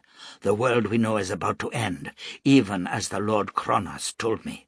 We must get away to the docks. Which of my ships is in harbour?" "Arkano alone stands ready. She will carry a shipment of livestock to the eastern colony." "Then Arkano it is. Fetch the children. Pack warm clothes. We will go to the dock and seek out Cornalis, the master. He must be prepared to sail at dusk tomorrow." "But the manifest has not been cleared, beloved. They will not allow us to sail. They will close the harbour mouth." "I do not think so. Not on this coming day of days. Now, dress swiftly and do as I bid you." Pashad pushed aside the silk sheet and rose from the bed. "Much has happened since you left us," she told him, slipping from her nightgown and pulling a warm woolen dress from the chest by the window. "Half the merchants and artisans from the East Quarter have vanished. It is said that the king has taken them to another world. There is great excitement in the city. You know my second cousin, Caria? She is married to the court astrologer Araxis. She says that a huge Sipstrasi stone has been taken to the Star Tower. It is said to catch a great weapon our enemies are sending against us." "What? The Star Tower?" "Yes. Caria says Araxis is very concerned. The king told him that enemies in another world will be seeking to destroy the empire." "And they have set up a stone to prevent it? Listen to me, Pashad. Take the children and find Cornalis. Tell him to prepare for a dusk sailing. I will join you at the dock. Where is Arkano berthed?" "The 12th jetty. Why are you not coming with us?" He strode to her, taking her in a powerful embrace. "I cannot. There is something I must do. But trust me, Pashad. I love you." He kissed her swiftly and then ran from the room. 2 of the retainers were waiting in the courtyard. Beside them were hastily packed chests, while Purat was leading a horse and wagon along the pathway from the gate. The dawn was bright in the sky now. "Purat, harness the chariot. I need it now." Yes, Lord, but the white pair have been loaned to Bonantai. There is only the bay mare and a gelding, and they are not a team." "Do it." "At once, Lord." Within minutes, Nukazazatra was lashing the team back along the Avenue of Kings towards the distant Star Tower. The gelding was stronger than the mare, and it was hard to control the wooden chariot, but Nu drove recklessly, relying on his strength to keep the beasts under control. The chariot bounced on a jutting stone, lifting Nu from his feet, but he steadied himself and raced on through the doomed city. The Lord had commanded him to find the sword of God. He had failed. But Shannow had promised to find it and do what needed to be done. At last Nu understood what that meant. Shannow would send the sword through the gateway, and this was how the world would end. The sword of God was the bright light of Nu's vision, and Araxis was using Sipstrasi power to stop it. The sky was bright now, the morning upon him as Nu swung the chariot into the courtyard below the Star Tower. 2 sentries ran to him, seizing the bridles of the sweating horses. Nu leapt to the ground. "Is Araxes here?" he asked. The men eyed his strange clothing and exchanged glances. "I have to see him on a matter of great urgency," stated Nu. "I think you should come with us, sir," said one of the sentries, moving towards him. "The captain of the guard will want to question you." "No time," said Nu, his huge fist clubbing into the man's jaw. The sentry dropped like a stone. The other man was struggling to draw his sword when Nu leapt at him. Nu's fist rose and fell, and the second sentry fell alongside his companion. The door to the tower stairs was bolted from the inside. When Nu slammed his shoulder against it, the wood buckled but did not give. He stepped back and hammered his foot against the lock. The door exploded inwards. Taking the steps 2 at a time, Nu climbed to the tower. A second door was not locked, and he stepped inside.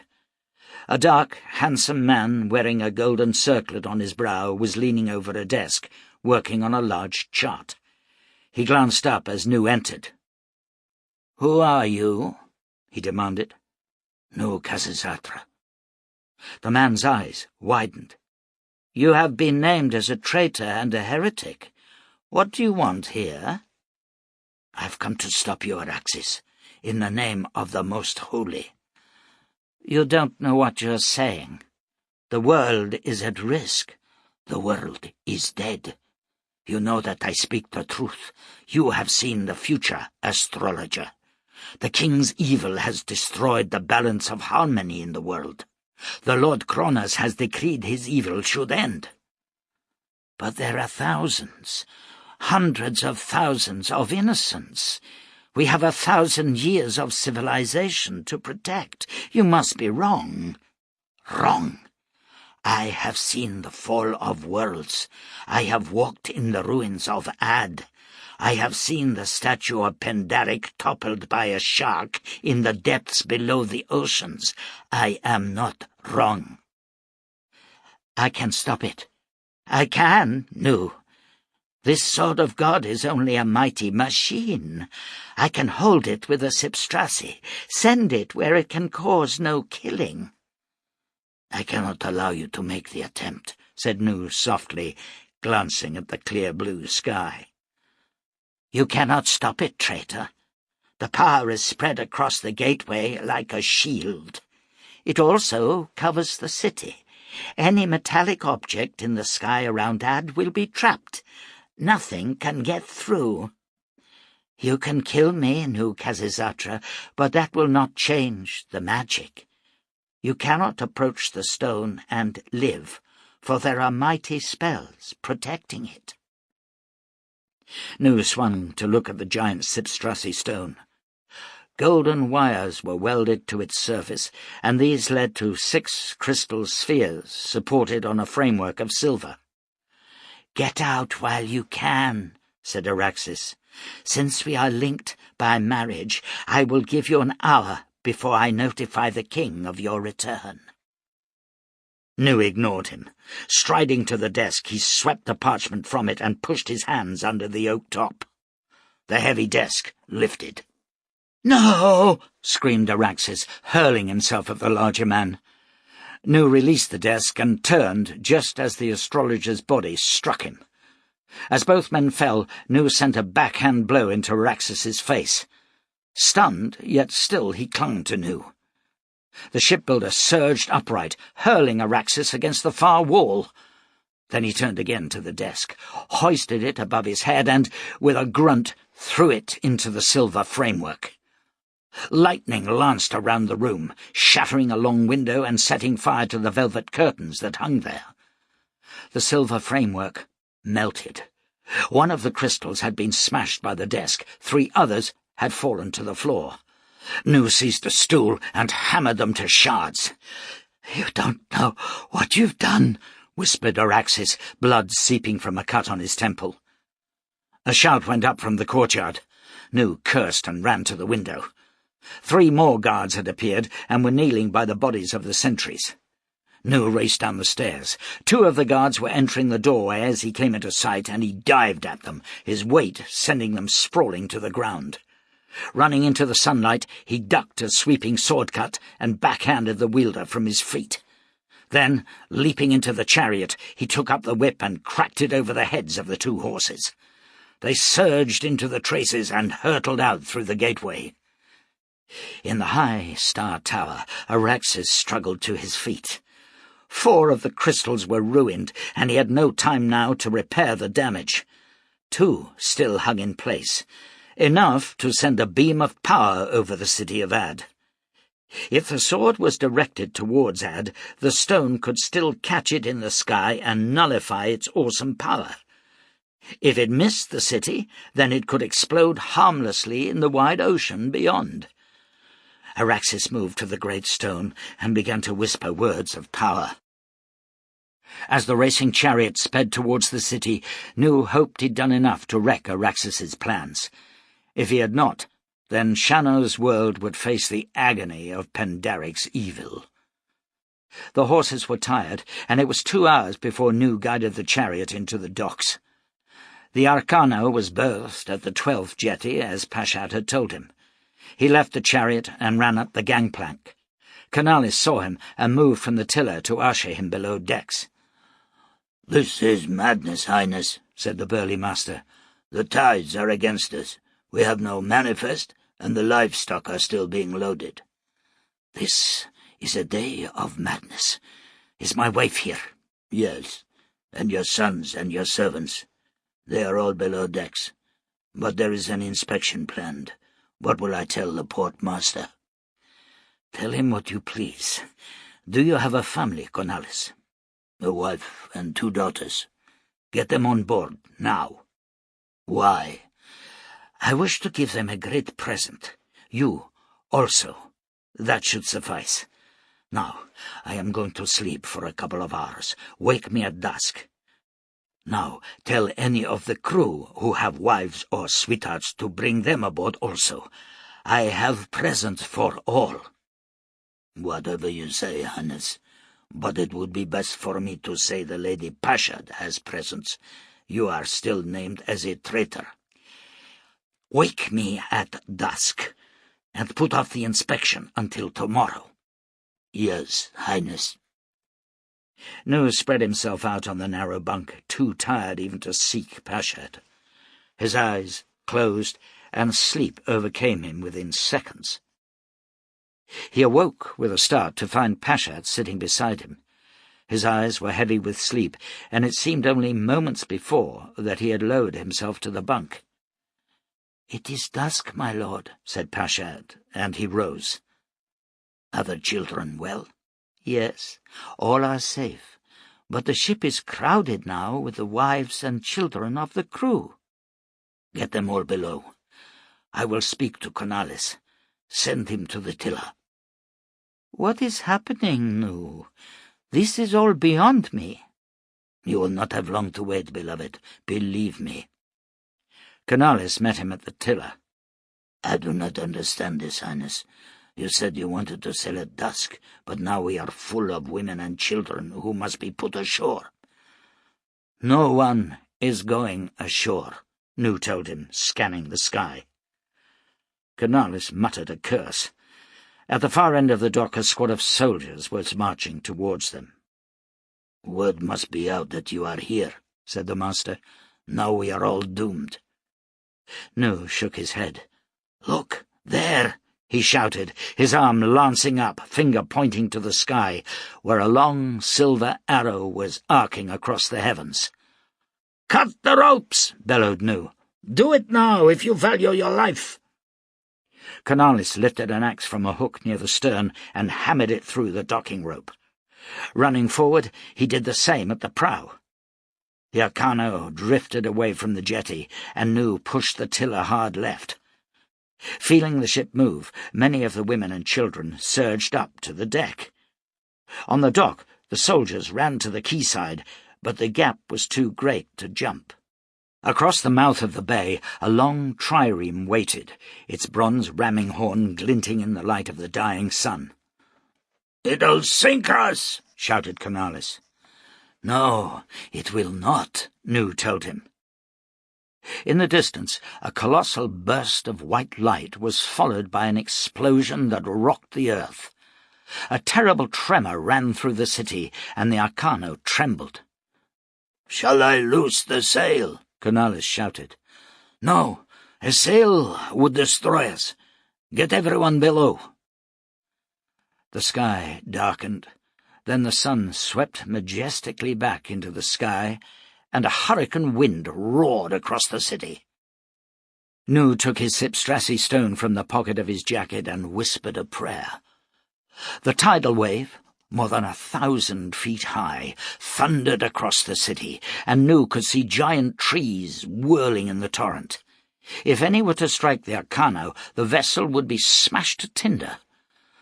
Their prow slowly swung until it pointed straight at the gigantic wall of water. Clutching the Sipstrassi, Nu felt the shock of the wave. The ship was lifted as if by a giant hand and carried high into the roaring swell, yet not one drop of water splashed the decks. Up and up soared the vessel until it crested the wave and bobbed on the surface. Far below them, the trireme was lifted like a cork and hammered against the cliffs on the outer curve of the bay.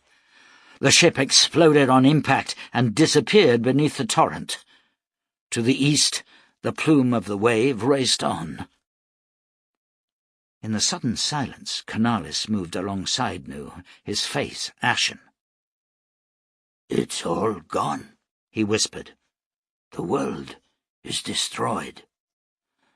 "No," said Nu, "not the world. Only Atlantis. Raise the sail. When the waters subside, we must find a new home." The lowing of the livestock brought a wry smile from Nu. "At least we'll have cattle and sheep," he said. Pashed came onto the deck, leading her sons Shem, Ham, and Japheth. Nu strode to meet her. "What will we do now?" she asked. "Where shall we go?" "Wherever it is, we will be together," he promised. Chapter 34. Shannow sank back on his haunches. Suddenly he felt good, better than he had in years. It was a most curious sensation. Despite his lack of rest, he felt such strength in his limbs. A crack opened on the ledge, and he felt the tower move. Swiftly he levered himself over the side and began to climb down. The tower shivered, the top section breaking away and crashing down. Shannow hugged himself to the wall as the rocks and stones plunged past him. Then slowly he completed his descent. Beth ran to him. "My God, Shannow! Look at you! What the hell happened up there?" "What's wrong?" he asked. "You look young," she said. "Your hair is dark. Your skin... That's incredible." A low groan came from the left, and Shannow and Beth walked to where the parson lay, his body broken, blood seeping from his right ear, his left leg bent under him. Shannow knelt by the man. "The sword," whispered the parson. Shannow cradled the man's head. "It went where God intended. I'm dying, Shannow, and he won't appear to me. I've failed him." "Rest easy, parson. You earned the right to make mistakes." "I've failed him." "We all fail him," said Shannow softly, "but he doesn't seem to mind much. You did your best and you worked hard. You saved the town. You did a lot of good. He saw that, parson. He knows." "I wanted him to love me, wanted to earn—" His voice faded. "I know. Rest easy, you're going home, parson. You'll see the glory." "No, I've been evil, Shannow. I've done such bad things." Tears welled in the parson's eyes. "I'll be in hell." "I don't think so," Shannow assured him. "If you hadn't come to this peak, then maybe the world would have toppled again. None of us is perfect, person. At least you tried to walk the road. Pray for me, Shannow. I'll do that. It wasn't God, was it? No. Rest easy. The parson's eyes closed, and the last breath rattled from his throat. Shannow stood. "Did you mean that?" Beth asked. "You think he won't roast in hell?" The Jerusalem man shrugged. I hope not. He was a tortured soul, and I like to think God looks kindly on such men. Amaziga Archer approached. Why did you shoot at me? Asked Shannow. To try to change the past, Shannow. I read the gold scrolls. Suddenly she laughed. The circle of history, Jerusalem man. Pandaric took over the mind of the parson, or God-speaker, as he was named in the scrolls of Araxes. Through him, Pandaric learned that a great weapon would be hurled at Atlantis, that through this weapon the world would topple. Do you know what Pandaric did?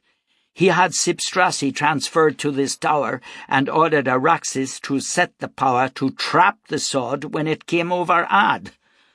Do you understand what I am saying? 12,000 years ago, Pandaric set this stasis field in operation in order to catch a missile. And it caught it 12,000 years later. Can you see?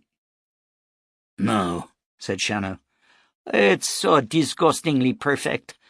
If Pandaric had not learned of the missile and had made no effort to catch it, then it would not have been here at all. You can't change the past, Shannow. You can't. But why did you try to kill me? Because you just destroyed 2 worlds. If you had not sent that bomb into the past, our old world could not have been destroyed. You see, Pandaric was also responsible for the second fall. I thought I could change history, but no. She looked at Shannow, and he saw the anguish and hatred in her eyes. You're not the Jerusalem man anymore, Shannow. Oh, no. Now you are the Armageddon man, the destroyer of worlds. Shannow did not reply, and Amaziga turned from him and strode to the ruins of the tower. The encrusted rocks had been dashed away, the white marble showing through. There was a broken doorway, and Amaziga pushed her way inside.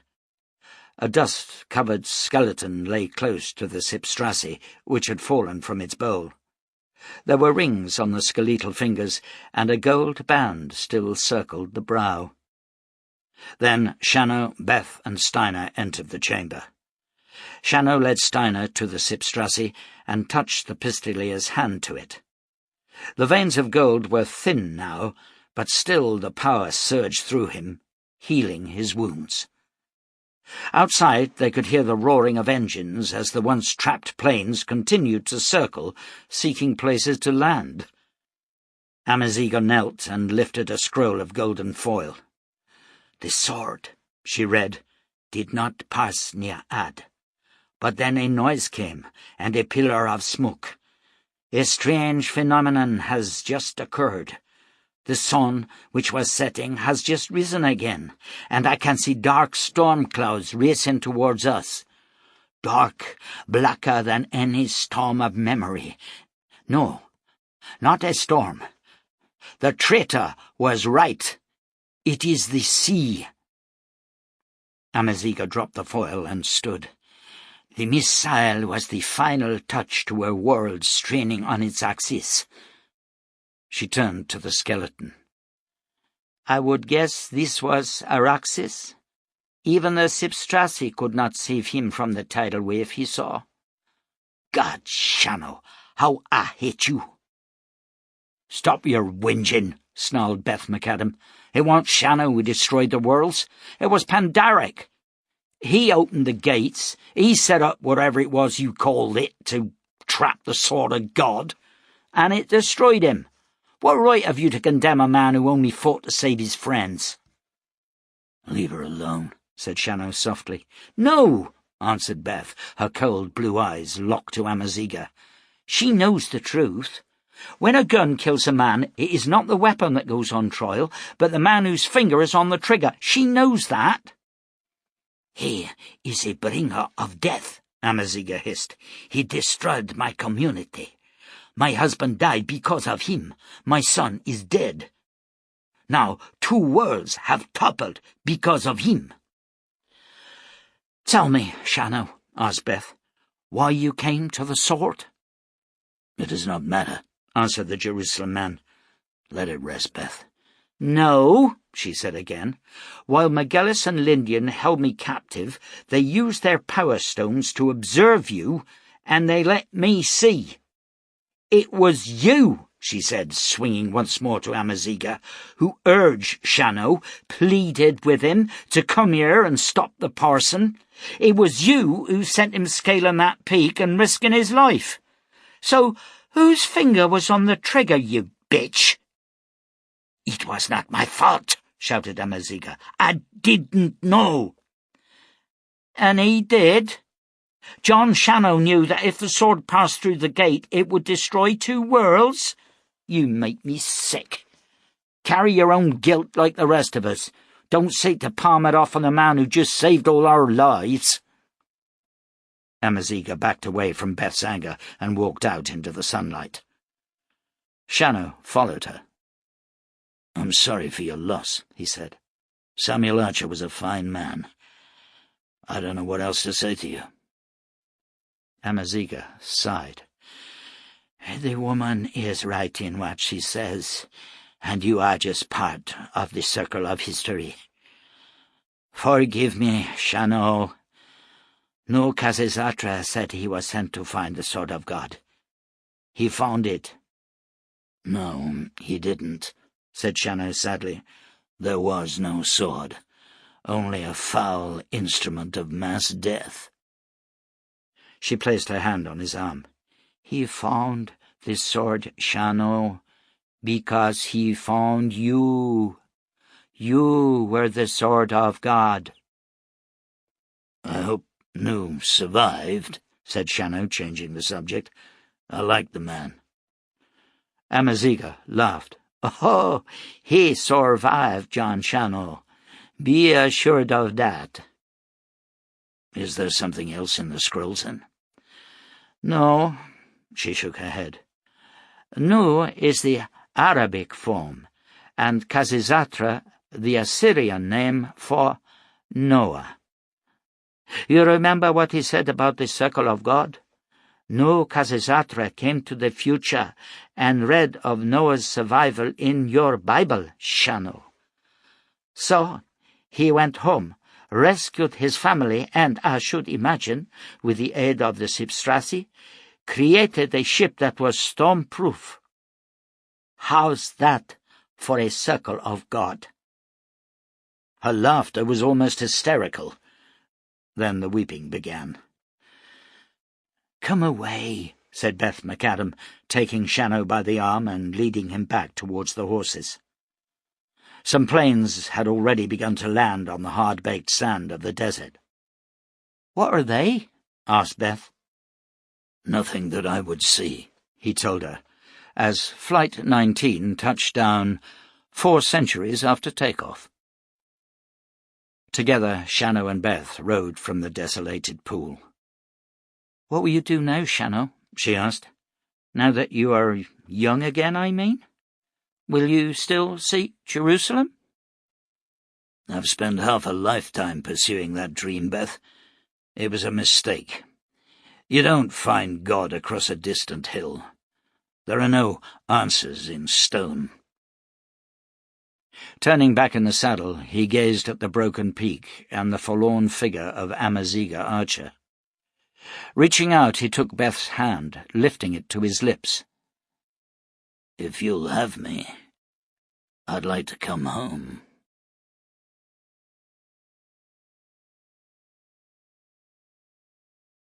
Epilogue.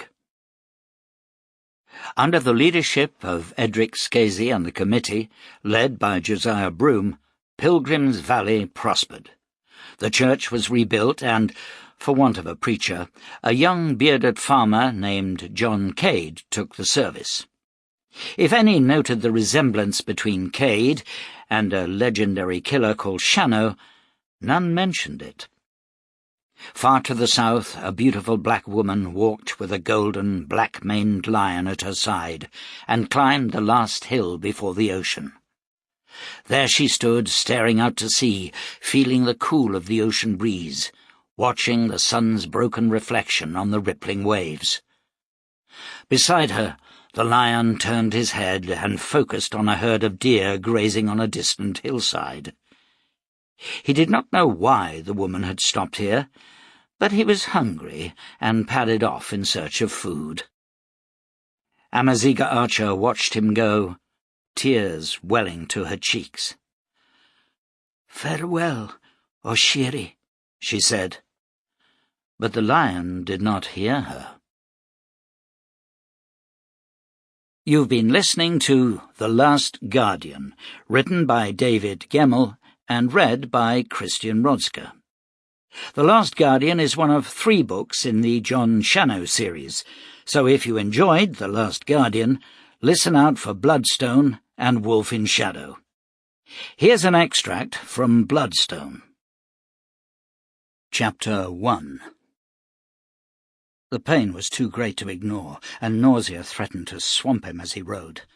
But the preacher clung to the saddle and steered the stallion up towards the gap. The full moon was high in the clear sky, the distant mountain peaks sharp and glistening white against the skyline. The sleeve of the rider's black coat was still smouldering, and a gust of wind brought a tongue of flame. Fresh pain seared through him, and he beat at the cloth with a smoke-blackened hand.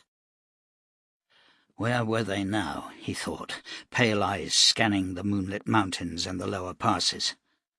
His mouth was dry, and he reined in the stallion. A canteen hung from the pommel, and the preacher hefted it, unscrewing the brass cap. Lifting it to his lips, he found it was filled not with water, but with a fiery spirit. He spat it out and hurled the canteen away. Cowards! They needed the dark inspiration of alcohol to aid them on their road to murder. His anger flared, momentarily masking the pain. Far down the mountain, emerging from the timberline, he saw a group of riders. His eyes narrowed. 5 men. In the clear air of the mountains he heard the distant sound of laughter. The rider groaned and swayed in the saddle, the pounding in his temple increasing. He touched the wound on the right side of his head. The blood was congealing now, but there was a groove in the skull where the bullet had struck, and the flesh around it was hot and swollen. He felt consciousness slipping from him, but fought back, using the power of his rage. Tugging the reins, he guided the stallion up through the gap, then angled it to the right, down the long wooded slope towards the road. The slope was treacherous, and the stallion slipped twice, dropping to its haunches. But the rider kept the animal's head up, and it righted itself, coming at last to level ground and the hard-packed earth of the trade road. The preacher halted his mount, then looped the reins around the pommel and drew his pistols. Both were long-barreled, the cylinders engraved with swirls of silver. He shivered and saw that his hands were trembling. How long had it been since these weapons of death were last in use? 15 years? 20?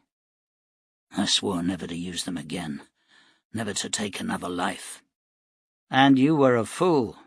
Love your enemy, do good to him that hates you, and see your loved ones slain. If he strikes you upon the right cheek, offer him the left, and see your loved ones burn. He saw again the roaring flames, heard the screams of the terrified and the dying. Nasha, running from the blazing door as the roof timbers cracked and fell upon her. Dover, kneeling beside the body of her husband Nolis, her fur ablaze, pulling open the burning door, only to be shot to ribbons by the jeering, drunken men outside. The riders came into sight and saw the lone figure waiting for them. It was clear that they recognized him, but there was no fear in them. This he found strange, but then he realized they could not see the pistols, which were hidden by the high pommel of the saddle. Nor could they know the hidden secret of the man who faced them. The riders urged their horses forward, and he waited silently as they approached. All trembling was gone now, and he felt a great calm descend upon him. "Well, well," said one of the riders, a huge man wearing a double-shouldered canvas coat. "The devil looks after his own, eh? You made a bad mistake following us, preacher. It would have been easier for you to die back there."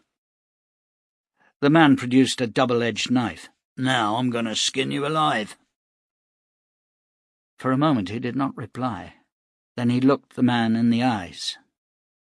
"Were they ashamed when they had committed the abomination?" he quoted. "No, they were not ashamed, and could not blush." The pistol in his right hand came up, the movement smooth, unhurried. For a fraction of a second the huge raider froze, then he scrabbled for his own pistol. It was too late. He did not hear the thunderous roar, for the heavy caliber bullet smashed into his skull ahead of the sound and catapulted him from the saddle. The explosion terrified the horses, and all was suddenly chaos. The preacher's stallion reared, but he readjusted his position and fired twice, the first bullet ripping through the throat of a lean, bearded man, the second punching into the back of a rider who had swung his horse in a vain bid to escape the sudden battle. A fourth man took a bullet in the chest and fell screaming to the ground, where he began to crawl towards the low undergrowth at the side of the road. The last raider, managing to control his panicked mount, drew a long pistol and fired. The bullet came close, tugging at the collar of the preacher's coat. Twisting in the saddle, he fired his left-hand pistol twice, and the assailant's face disappeared as the bullets hammered into his head. Riderless horses galloped away into the night, and he surveyed the bodies. 4 men were dead. The 5th, wounded in the chest, was still trying to crawl away and leaving a trail of blood behind him. Nudging the stallion forward, the rider came alongside the crawling man. "I will surely consume them, saith the Lord." The crawling man rolled over. "Oh, Jesus Christ, don't kill me. I didn't want to do it. I didn't kill any of them, I swear it." "By their works shall ye judge them," said the rider. The pistol levelled. The man on the ground threw up his hands, crossing them over his face. The bullet tore through his fingers and into his brain. "It is over," said the preacher. Dropping the pistols into the scabbards at his hip, he turned the stallion and headed for home. Weariness and pain overtook him then, and he slumped forward over the horse's neck. The stallion, with no guidance now from the man, halted. The rider had pointed him towards the south, but that was not the home the stallion knew. For a while it stood motionless, then it started to walk, heading east and out into the plains. It plodded on for more than an hour, then caught the scent of wolves. Shapes moved to the right. The stallion whinnied and reared. The weight fell from its back, and then it galloped away. Jeremiah knelt by the sleeping man, examining the wound in the temple.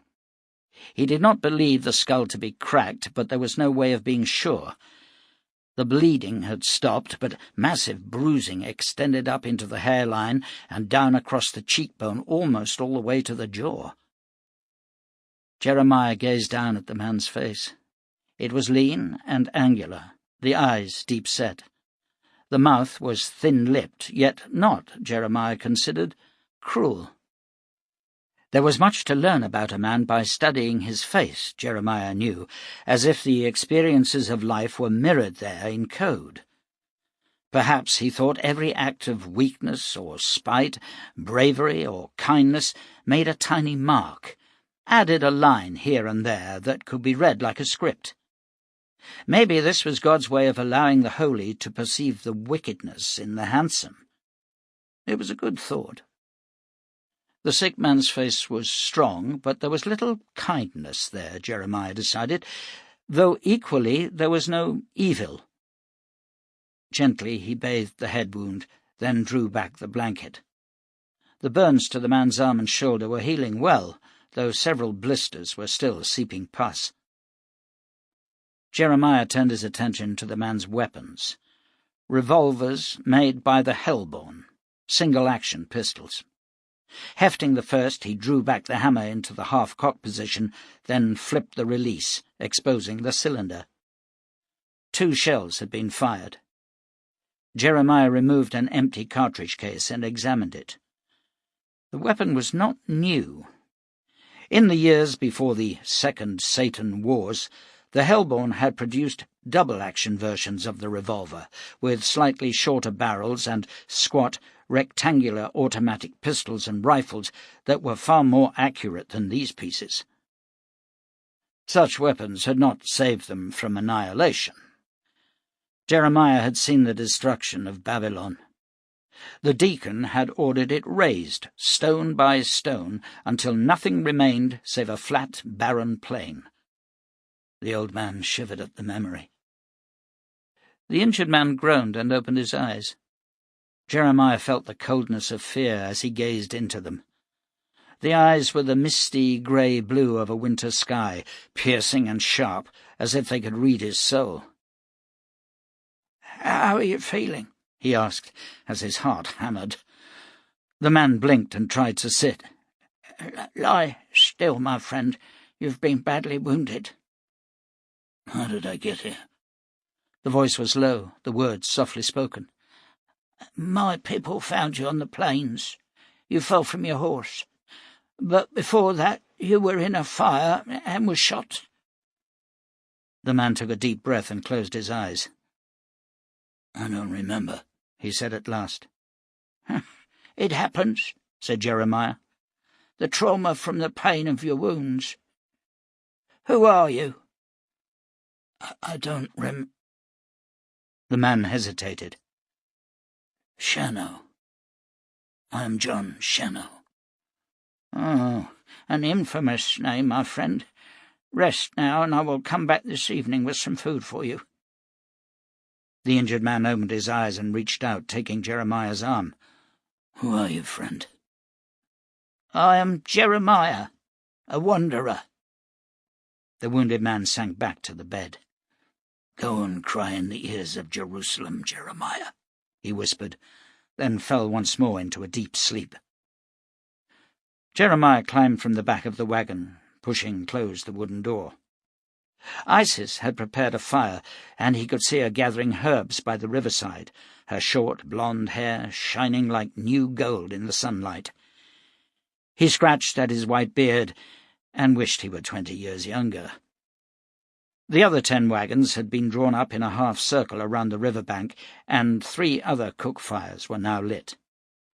He saw Meredith kneeling by the first, slicing carrots into the pot that hung above it. Jeremiah strolled across the grass and hunkered down opposite the lean, young academic. "A life under the sun and stars agrees with you, Doctor," he said amiably. Meredith gave a shy smile and pushed back a lock of sandy hair that had fallen into his eyes. "Indeed it does, Mynheer Jeremiah. I feel myself growing stronger with each passing day. If more people from the city could see this land, there would be less savagery, I am sure." Jeremiah said nothing and transferred his gaze to the fire.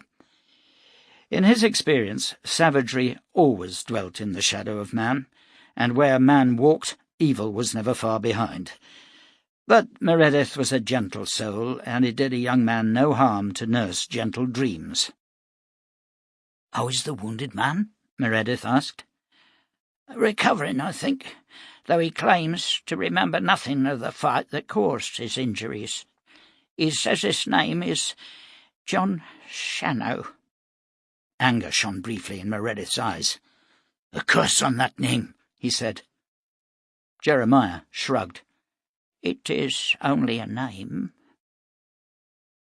Isis knelt by the riverbank and stared down at the long, sleek fish just below the glittering surface of the water. It was a beautiful fish, she thought, reaching out with her mind. Instantly her thoughts blurred, then merged with the fish. She felt the cool of the water along her flanks and was filled with a haunting restlessness, a need to move, to push against the currents, to swim for home. Withdrawing, she lay back and felt the approach of Jeremiah. Smiling, she sat up and turned towards the old man. "How is he?" she asked, as Jeremiah eased himself down beside her. "Getting stronger. I'd like you to sit with him." The old man is troubled, but trying to hide it, she thought. Resisting the urge to flow into his mind, she waited for him to speak again. "He is a fighter, perhaps even a brigand. I just don't know. It was our duty to help him. But the question is, will he prove a danger to us as he grows stronger? Is he a killer? Is he wanted by the Crusaders? Could we find ourselves in trouble for harbouring him? Will you help me?" "Oh, Jeremiah," said Isis softly, "of course I will help you. Did you doubt it?" He reddened. I know you don't like to use your talent on people. I'm sorry I had to ask." "You're a sweet man," she said, rising. Dizziness swept over her, and she stumbled. Jeremiah caught her, and she felt swamped by his concern. Slowly, strength returned to her, but the pain had now started in her chest and stomach. Jeremiah lifted her into his arms and walked back towards the wagons, where Dr. Meredith ran to them. Jeremiah sat her down in the wide rocking chair by the fire, while Meredith took her pulse. "No, I'm all right now," she said. "Truly." Meredith's slender hand rested on her brow, and it took all her concentration to blot out the intensity of his feelings for her. "I'm all right." "And the pain?" he asked. "Fading," she lied. "I just got up too quickly. It is nothing." "Get some salt," Meredith told Jeremiah. When he returned, Meredith poured it into her outstretched palm. "Eat it," he commanded. "It makes me feel sick," she protested, but he remained silent, and she licked the salt from her hand. Jeremiah passed her a mug of water, and she rinsed her mouth. "You should rest now," said Meredith. "I will soon," she promised. Slowly she stood. Her legs took her weight, and she thanked both men. Anxious to be away from their caring glances, she moved to Jeremiah's wagon and climbed inside, where the wounded man was still sleeping. Isis pulled up a chair and sat down. Her illness was worsening, and she sensed the imminence of death. Pushing such thoughts from her mind, she reached out, her small hand resting on the fingers of the sleeping man. Closing her eyes, she allowed herself to fall into his memories, floating down and down through the layers of manhood and adolescence, absorbing nothing until she reached childhood.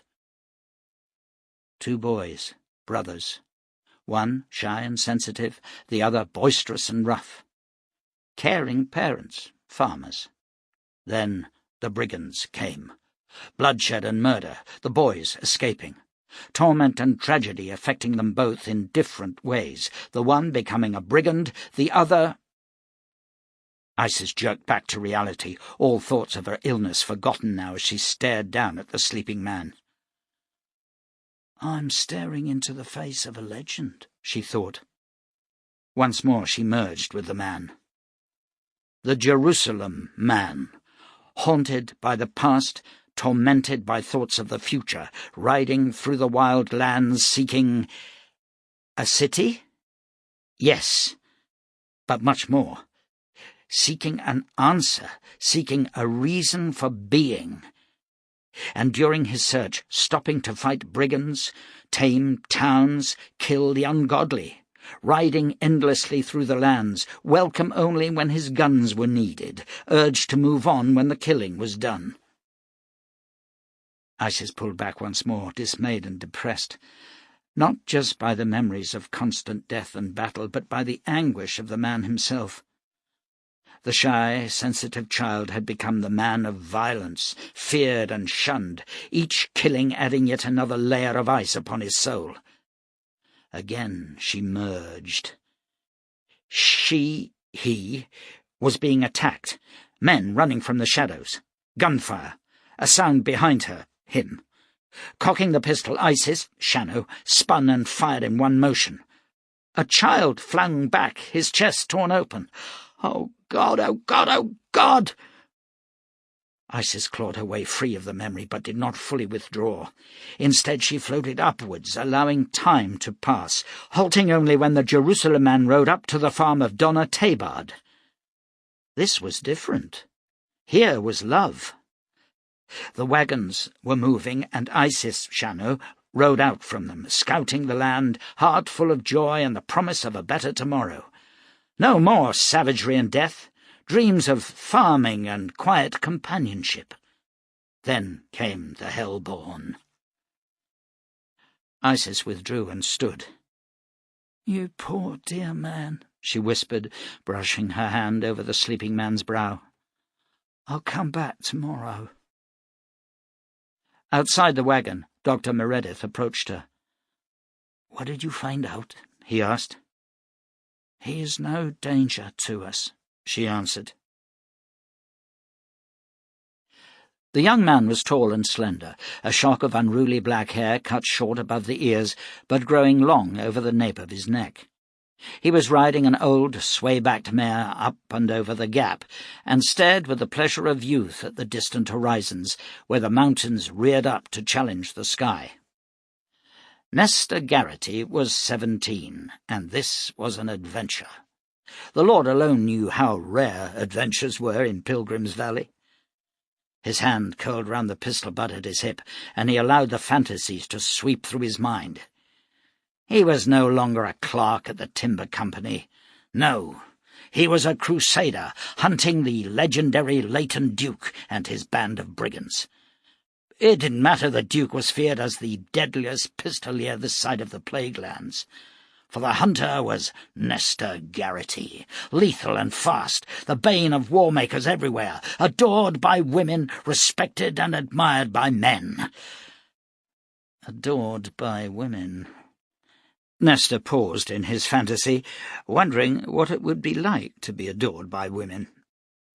He'd walked out once with Ezra Feard's daughter, Mary, taken her to the summer dance. She'd led him outside into the moonlight and flirted with him.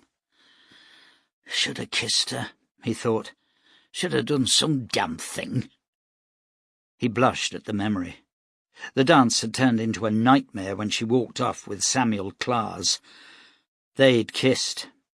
Nesta saw them down by the creek. Now she was married to him and had just delivered her first child. The old mare almost stumbled on the scree slope.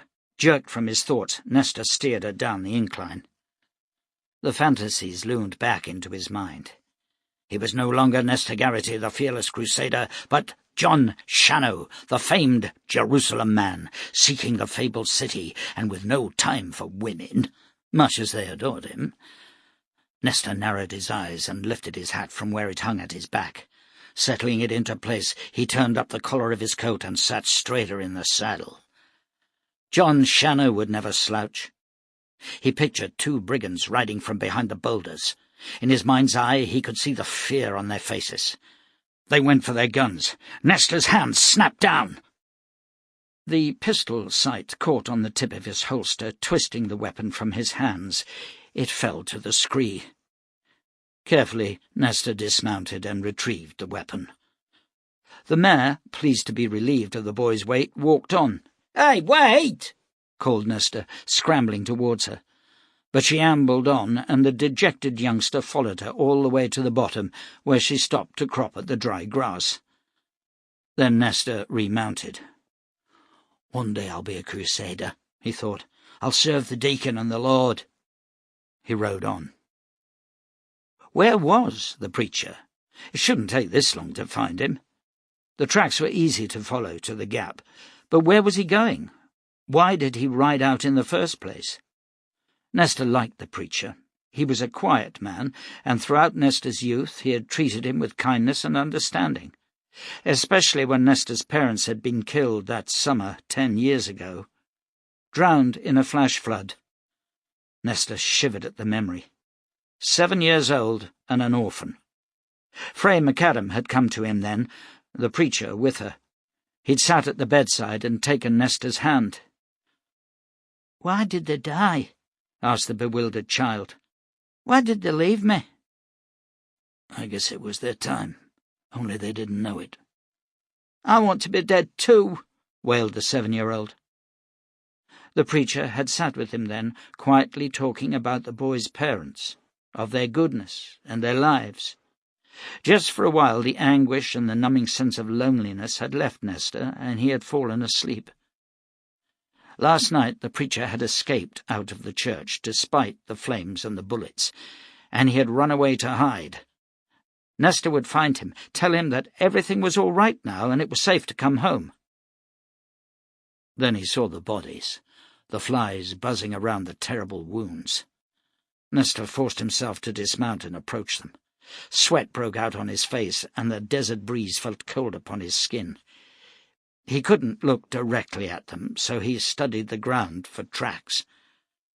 One horse had headed back towards Pilgrim's Valley, then turned and walked out into the wild lands. Nesta risked a swift, stomach-churning glance at the dead men. He knew none of them. More importantly, none of them was the preacher. Remounting, he set off after the lone horseman. People were moving on the main street of Pilgrim's Valley as Nesta Garrity rode in, leading the black stallion. It was almost noon, and the children were leaving the 2 school buildings and heading out into the fields to eat the lunches their mothers had packed for them.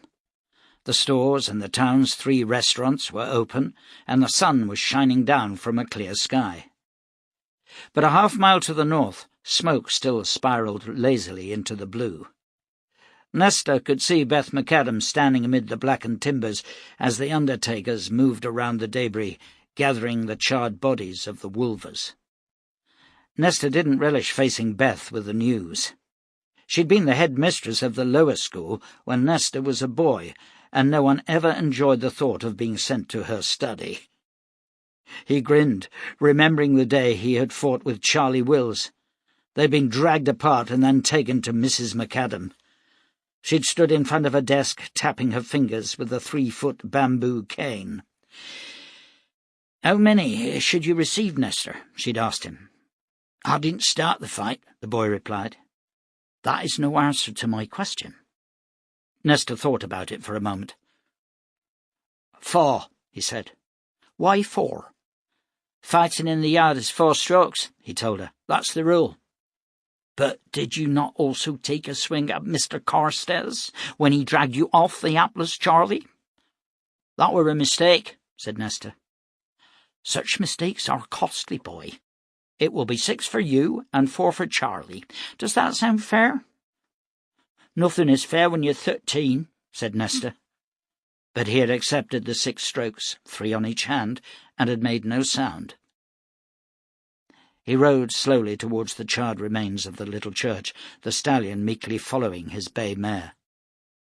Beth McAdam was standing with her hands on her ample hips, staring out towards the wall. Her blonde hair was braided at the back, but a part of the braid had come loose and was fluttering in the wind at her cheek. She turned at the sound of the approaching horse and gazed up at Nestor, her face expressionless. He dismounted and removed his hat. "I found the raiders," he said. "They was all dead."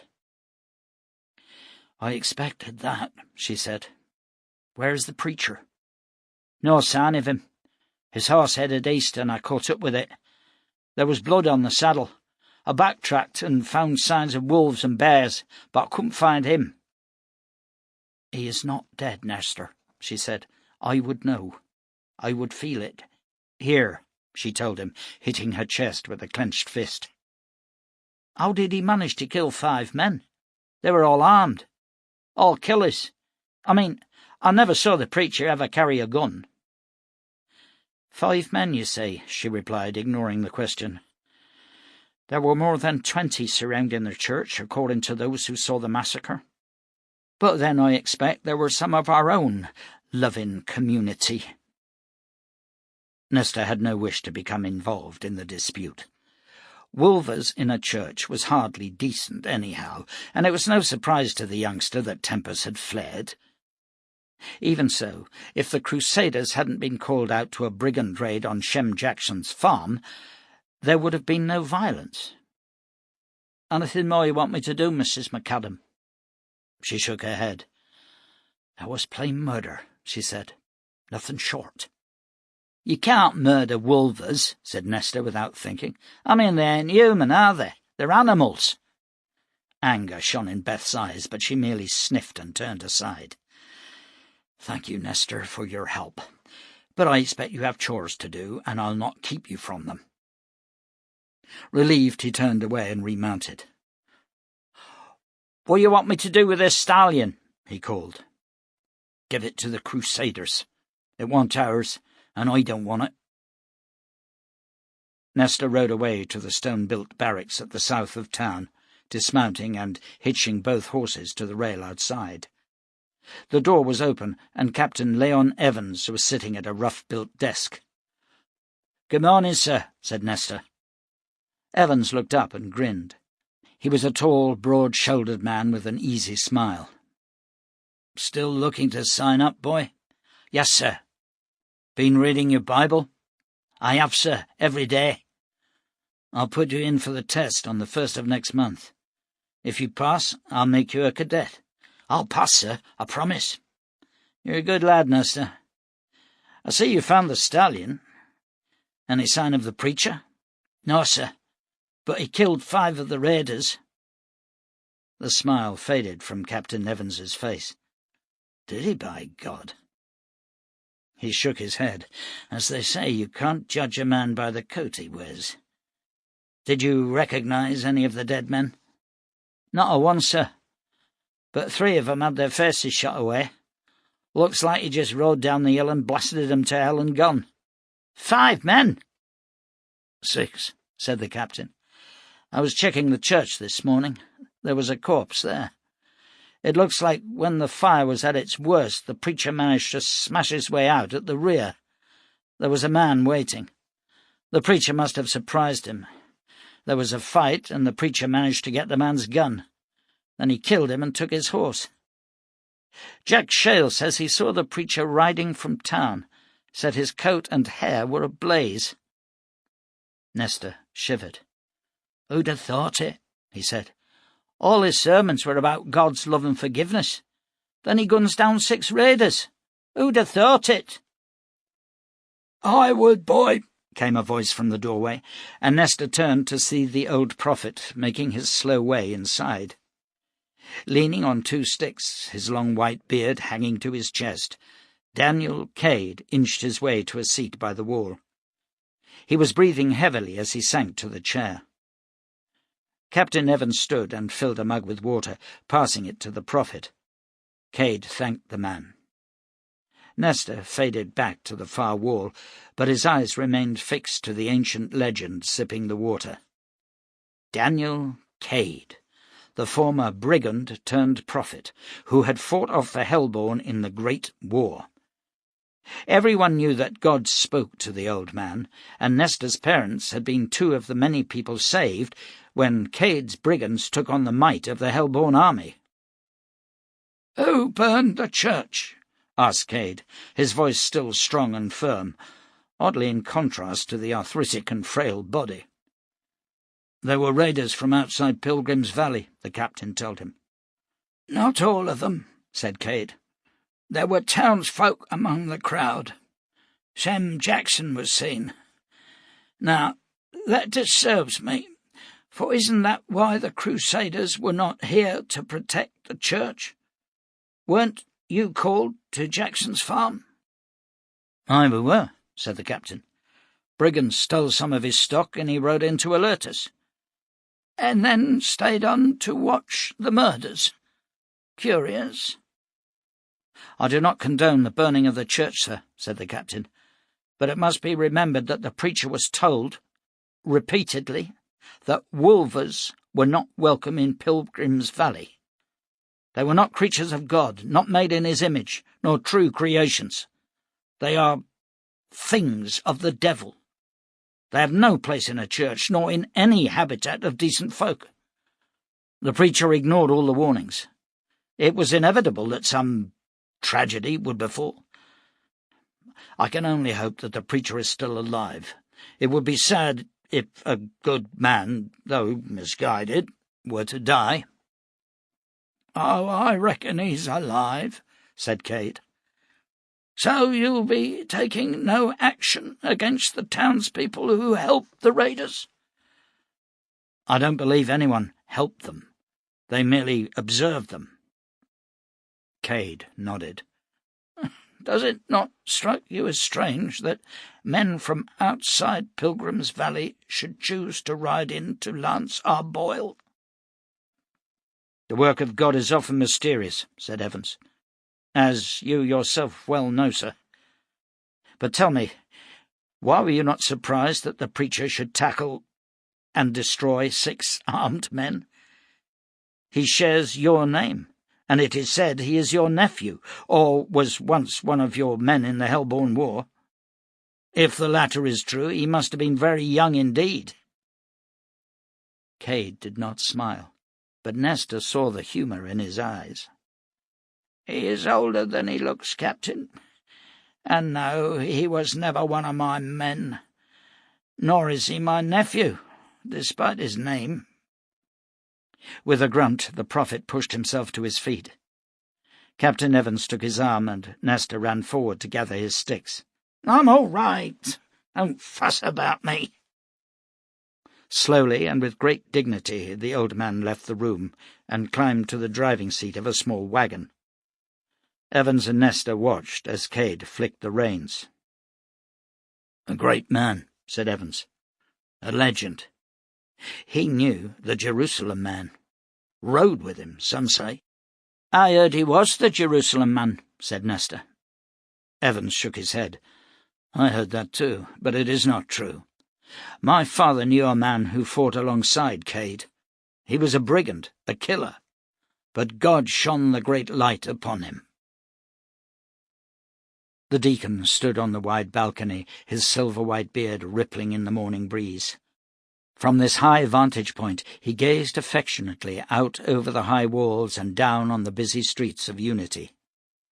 Overhead, a biplane lumbered across the blue sky, heading east towards the mining settlements, carrying letters and possibly the new barter notes that were slowly replacing the large silver coins used to pay the miners. The city was prospering.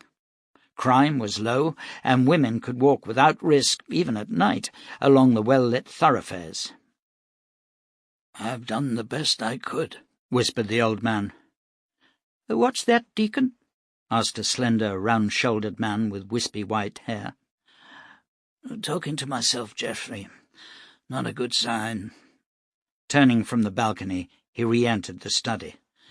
"Where were we?" The thin man lifted a sheet of paper and peered at it. "There is a petition here asking for mercy for Cameron Sykes. You may recall he's the man who found his wife in bed with a neighbour. He shot them both to death. He's due to hang tomorrow." The old man shook his head. "I feel for him, Geoffrey, but you cannot make exceptions. Those who murder must die. What else?" The Apostle Saul would like to see you before setting off for Pilgrim's Valley." "Am I free this afternoon?" Geoffrey consulted a black leather-bound diary. 4:30 to 5 is clear. Shall I arrange it?" "Yes. I still don't know why he asked for that assignment. Perhaps he's tired of the city. Or perhaps the city is tired of him. What else?" For half an hour the two men worked through the details of the day, until finally the deacon called a halt and strolled through to the vast library beyond the study. There were armed guards on the doors, and the deacon remembered with sadness the young man who'd hidden here 2 years before. The shot had sounded like thunder within the domed building, striking the deacon just above the right hip and spinning him to the floor. The assailant had screamed and charged across the huge room, firing as he ran. Bullets ricocheted from the stone floor. The deacon had rolled over and drawn the small 2-shot pistol from his pocket. As the young man came closer, the old man had fired, the bullet striking the assassin just above the bridge of the nose. The youngster stood for a moment, his own pistol dropping to the floor. Then he had fallen to his knees and toppled onto his face. The deacon sighed at the memory. The boy's father had been hanged the day before after shooting a man following an argument over a card game. Now the library and the municipal buildings were patrolled by armed guards. The deacon sat at a long oak table and stared at the banks of shelves while he waited for the woman. 68,000 books, or fragments of books, cross-indexed, the last remnants of the history of mankind, contained in novels, textbooks, philosophical tomes, instruction manuals, diaries, and volumes of poetry. And what have we come to, he thought.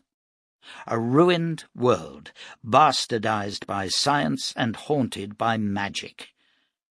His thoughts were dark and sombre, his mind weary. No one is right all the time, he told himself. You can only follow your heart. A guard ushered the woman in. Despite her great age, she still walked with a straight back, her face showing more than a trace of the beauty she had possessed as a younger woman. "Welcome, Fray Masters," said the deacon, rising. "God's blessing to you and your family." Her hair was silver. The lights from the ornate arched and stained-glassed windows created soft highlights of gold and red. Her eyes were blue and startlingly clear. She smiled thinly and accepted his hand. Then she sat opposite him. "God's greeting to you also, deacon," she said, "and I trust he will allow you to learn compassion before much longer." "Let us hope so," said the deacon. "Now, what is the news?" "The dreams remain the same, only they are more powerful," she said. "Betsy saw a man with crimson skin and black veins. His eyes were red. Thousands of corpses lay around him, and he was bathing in the blood of children. Samantha also dreamed of a demon from another world. She was hysterical upon wakening, and claimed that the devil was about to be loosed upon us. What does it mean, deacon? Are the visions symbolic?" "No," he said sadly. "The beast exists." The woman sighed. "I, too, have been dreaming more of late. I saw a great wolf walking upright. Its hands held hollow talons, and I watched as it sank them into a man, saw the blood drawn out of him. The beast and the wolf are linked, aren't they?" He nodded, but did not answer. "And you know far more than you are telling me." "Has anyone else dreamed of wolves?" he asked, ignoring the comment. "Alice has seen visions of them, deacon," said Fray Masters. "She says she saw a crimson light bathing a camp of wolvers. The little creatures began to writhe and scream. Then they changed, becoming beasts like those in my dream." "I need to know when," said the deacon, "and where." From his pocket he took a small golden stone, which he twirled against his fingertips. "You should use the power on yourself," said the woman sternly. "You know that your heart is failing." "I've lived too long anyway. No, I'll save its power for the beast. This is the last of them, you know. My little horde. Soon the world will have to forget magic and concentrate once more on science and discovery." His expression changed. "If it survives." "It'll survive, deacon," she said. "God must be stronger than any demon." "If he wants it to survive. We humans have hardly made the earth a garden now, have we?" She shook her head and gave a weary smile. "Yet there are still good people, even though we know that the path of evil offers many rewards. Don't give in to despair, deacon. If the beast comes, there will be those who will battle against it. Another Jerusalem man, perhaps, or a Daniel Cade, "Come the moment, come the man," said the deacon with a dry chuckle. Frame Masters rose. "I'll go back to my dreamers. What would you have me tell them?" "Get them to memorize landscapes, seasons. When it comes, I need to be there to fight it. And I will need help." Standing, he held out his hand, and she shook it briefly. "You have said nothing of your own dreams, Frey." "My powers have faded over the years. But yes, I have seen the beast. I fear you will not be strong enough to withstand it." He shrugged. "I've fought many battles in my life. I'm still here." "But you're old now. We are old. Strength fails, Deacon. All things pass away, even legends." He sighed. "You've done a wonderful job here," he said. "All these fragments of a lost civilization. I would like to think that after I am dead, men and women will come here and learn from the best of what the old ones left us." "Don't change the subject," she admonished him.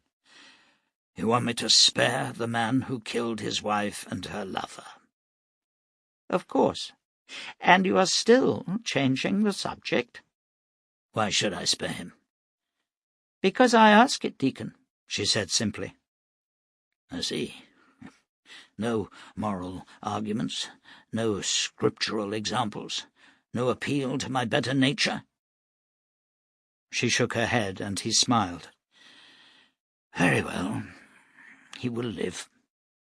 "You're a strange man, Deacon, and you're still avoiding the point. Once you could have stood against the beast, not any longer." He grinned and winked at her. "I may just surprise you yet," he said.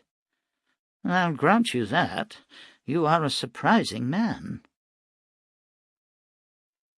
Shannow dreamed of the sea, the groaning of the ship's timbers almost human, the waves like moving mountains beating against the hull. He awoke and saw the lantern above his bed gently swaying on its hook.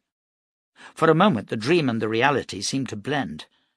Then he realized he was in the cabin of a prairie wagon, and he remembered the man Jeremiah, ancient and white-bearded, but with a single long tooth in his upper mouth. Shannow took a deep, slow breath, and the pounding pain in his temples eased slightly. With a groan he sat up. His left forearm and his shoulder were bandaged, and he could feel the tightness of the burnt skin beneath. A fire? He searched his memory, but could find nothing. It doesn't matter, he told himself. The memory will come back. What is important is that I know who I am.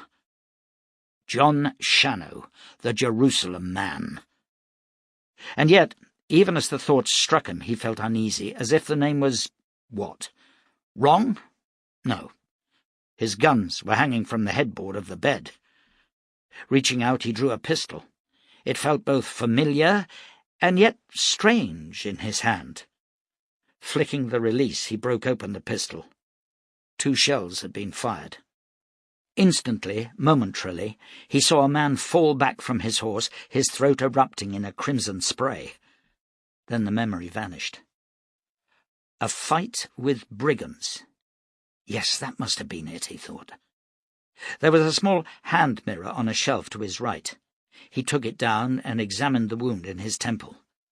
The bruising was yellowing now, fading fast, and the groove in his skull was covered by a thick scab. His hair had been trimmed close to his head, but he could still see where the fire had scorched the scalp. Fire! Another flash of memory. Planks ablaze, and Shannow hurling his body at the timbers time and again until they gave. A man beyond with pistol raised, the shot hitting his head like a hammer. Then that vision also faded. He had been in a church. Why? Listening to a sermon, perhaps? Easing himself from the bed, he saw that his clothes were folded neatly on a chair by a small window, the burned coat having been cleaned and patched with black cloth. As he dressed, he looked around the cabin of the wagon. The bed was narrow, but well made of polished pine, and there were 2 pine chairs and a small table by the window. The walls were painted green. There were elaborate carvings around the window in the shape of vine leaves, and a strange motif had been carved above the door, 2 overlapping triangles making a star. A bookshelf sat upon 2 brackets above the bed. Buckling his gun scabbards to his hips, Shannow scanned the books. There was a Bible, of course, and several fictions, but at the end was a tall, thin volume with dry, yellowed pages. Shannow pulled it clear and carried it to the window. The sun was setting, and he could just make out the title in faded gold leaf. The Chronicle of Western Costume by John Peacock. With great care he turned the pages. Greek, Roman, Byzantine, Tudor, Stuart, Cromwellian, every page showed men and women dressed in different clothing, and each page carried dates. It was fascinating.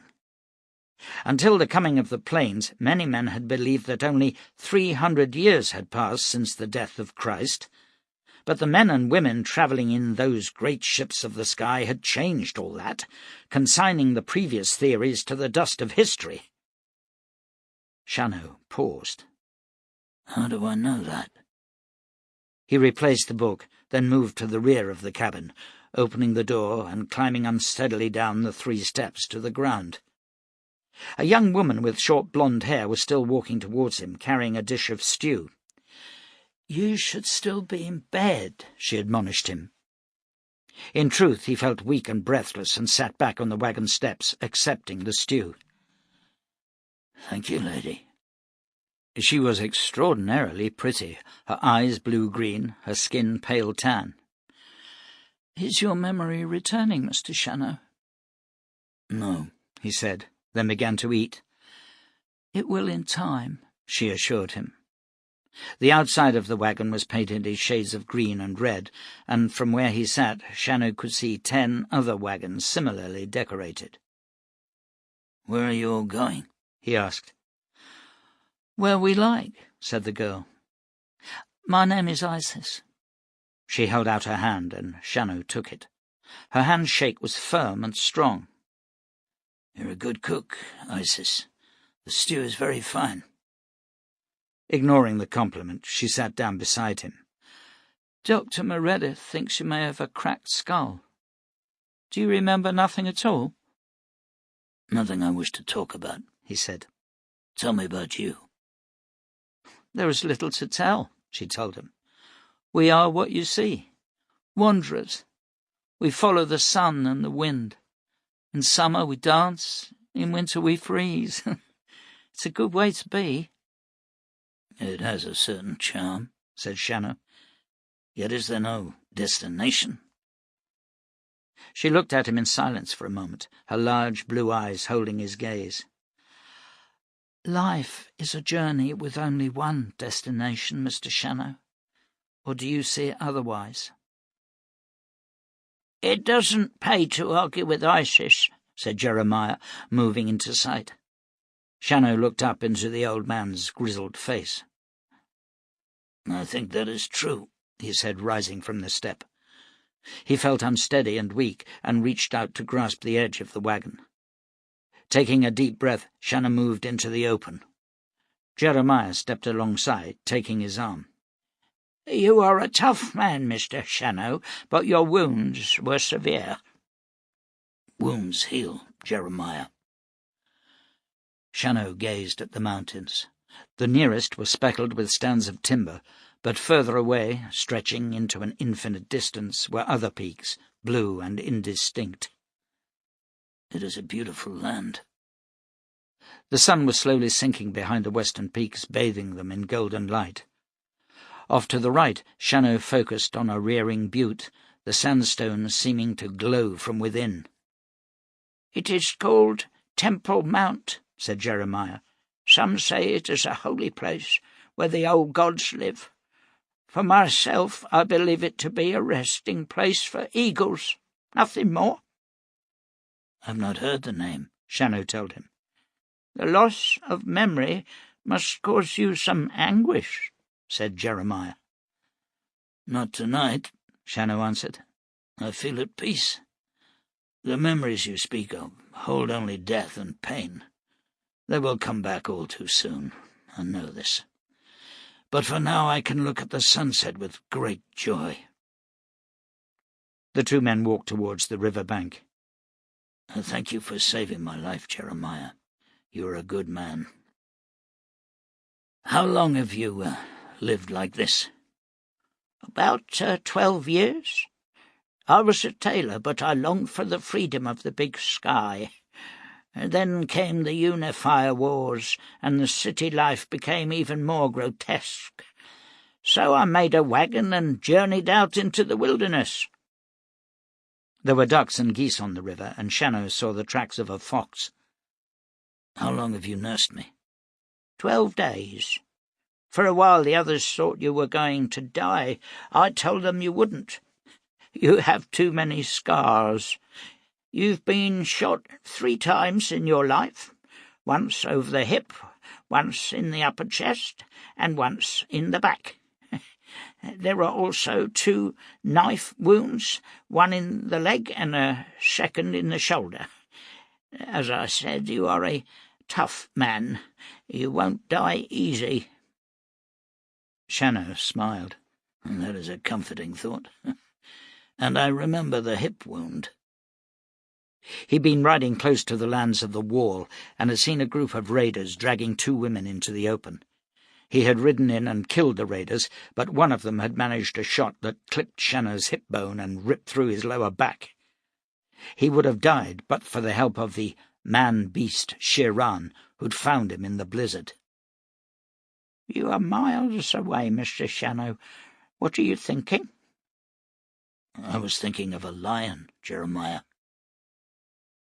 They strolled back up the river bank and towards the campfires in the circle of wagons. Shannow was weary now and asked Jeremiah to loan him some blankets so that he could sleep under the stars. "I'll not hear of it, man.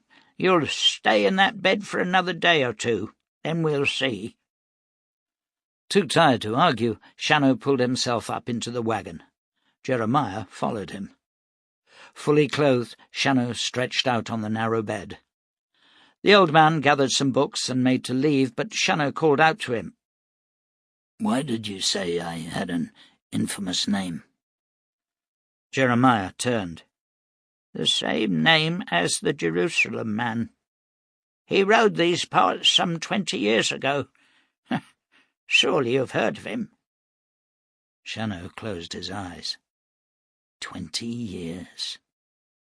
He heard the cabin door click shut and lay for a while staring through the tiny window at the distant stars. "How are you feeling? And do not lie to me," said Dr. Meredith. Isis smiled but said nothing. If only, she thought, Meredith could be as assertive in his life as he was with his patients. Reaching up, she stroked his face. The young man blushed. "I am still waiting for an answer," he said, his voice softening. "It is a beautiful night," observed Isis, "and I feel at peace." "That is no answer," he scolded. "It will have to suffice," she said. "I do not want to concentrate on my debility.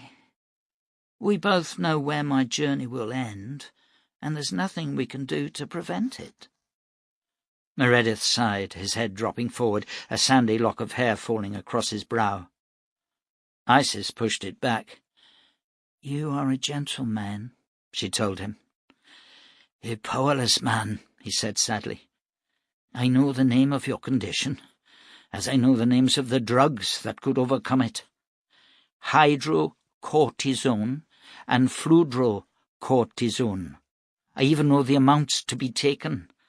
What I do not know is how these steroids were constructed, or from what." "It doesn't matter," she assured him. "The sky is beautiful, and I'm alive. Let's talk about something else. I want to ask you about our guest." Meredith's face darkened. "What about him? He is no farmer, that is for sure." "I know that," she said. "But why has his memory failed?" Meredith shrugged. "A blow to his head is the most likely cause. But there are many reasons for amnesia, Isis. To tell you more, I would need to know the exact cause of the injury and the events leading up to it." She nodded and considered telling him all she had learned. "First," she said, "tell me about the Jerusalem man." He laughed, the sound harsh, his face hardening. "I thank God that I never met him. He was a butchering savage who achieved some measure of fame vastly greater than he deserved. And this only because we are ruled by another merciless savage who reveres violence. John Shannow was a killer. Putting aside the ludicrous quasi-religious texts that are now being published, he was a wandering man who was drawn to violence as a fly is drawn to ox droppings. He built nothing, wrote nothing, sired nothing. He was like a wind blowing across a desert." "He fought the Hellborn," said Isis, "and destroyed the power of the Guardians." "Exactly," said Meredith sharply. "He fought and destroyed. And now he is seen as some kind of saviour, a dark angel sent by God. I wonder sometimes if we will ever be free of men like Shannow." "You perceive him as evil, then?" Meredith stood and added several sticks to the dying fire, then returned to his seat opposite Isis. "That is a difficult question to answer. From all I know of the man, he was not a murderer. He never killed for gain. He fought and slew men he believed to be ungodly or wicked. But the point I would make, Isis, is that he decided who was wicked, and he dispensed what he regarded as justice. In any civilized society, such behaviour should be deemed abhorrent. It sets a precedent, you see, for other men to follow his line of argument and kill any who disagree. Once we revere a man like Shannow, we merely open the door to any other killer who wishes to follow his example. Men like the Deacon, for instance. When the Hellborn rose against us, he destroyed not only their army but their cities. He visited upon them a terrible destruction. And why? Because he decided they were an evil people. Thousands of ordinary Hellborn farmers and artisans were put to death. It was genocide, an entire race destroyed. That is the legacy of men like John Shannow. So, tell me, what has this to do with our guest, as you call him?" "I don't know," she lied. "He claims to be Shannow, so I wondered if it would have a bearing on his— what did you call it?" "Amnesia." "Yes, his amnesia. You asked about the event that led to his being wounded." Isis hesitated, preparing her story. "He watched his friends being murdered, horribly murdered. Some shot down, others burned alive. His home was set ablaze. He escaped and took up weapons that he had put aside many years before. He was once a warrior, but had decided this was wrong. But in his pain, he tracked the killers and fought them, killing them all. Does that help?" Meredith sat back and let out a long breath. "Poor man," he said. "I fear I have misjudged him. I saw the guns and assumed him to be a brigand, or a hired man. Yes, indeed it helps, Isis. The mind can be very delicate. I trust your talent, and taking everything you have told me as true, it means that our guest went to war against not only a vile enemy, but his own convictions. His mind has reeled from the enormity of anguish and loss, and closed itself against the memories. It is called protective amnesia." "Would it be wise for me to explain it to him?" she asked. "Under no circumstances," he told her. "That is what is meant by protective. To tell him now could cause a complete disintegration. Let it come back slowly, in its own time. What is fascinating, however, is his choice of new identity. Why John Shannow? What was his occupation? He was a preacher, she said. That probably explains it, said Meredith. A man of peace forced to become something he loathed. What better identity to choose than a man who purported to be religious, but was actually a battle-hardened killer? Look after him, Isis. He will need that special care only you can supply. Everyone is wrong and you're right. Is that what you're saying, Mother? The young man's face was flushed with anger as he rose from the dinner table and strode to the window, pushing it open and staring out over the tilled fields. Beth McAdam took a deep breath, struggling for calm. I am right, Samuel, and I don't care what everyone says. What is being done is no less than evil. Samuel McAdam rounded on her then. Evil, is it? Evil to do the work of God? You have a strange idea of what constitutes evil. How can you argue against the word of the Lord? Now it was Beth who became angry, her pale blue eyes narrowing. You call murder the work of God? The Wolvers have never harmed anyone. And they didn't ask to be the way they are. God alone knows what caused them to be, but they have souls, Samuel. They are gentle and they are kind. They are an abomination, shouted Samuel. And as the book says, neither shalt thou bring an abomination into thine house, lest thou be a cursed thing like it. There is only one abomination in this house, Samuel, and I bore it. Get out! Go back to your murdering friends, and tell them from me, if they ride onto my lands for one of their Wilver hunts, I'll meet them with death and fire. The young man's jaw dropped. Have you taken leave of your senses? There are neighbours you're talking of killing. Beth walked to the far wall and lifted down the long-barrelled hell-born rifle. Then she looked at her son, seeing not the tall, wide-shouldered man he had become, but the small boy who once feared the dark and wept when thunder sounded. She sighed. He was a handsome man now, his fair hair close-cropped, his chin strong.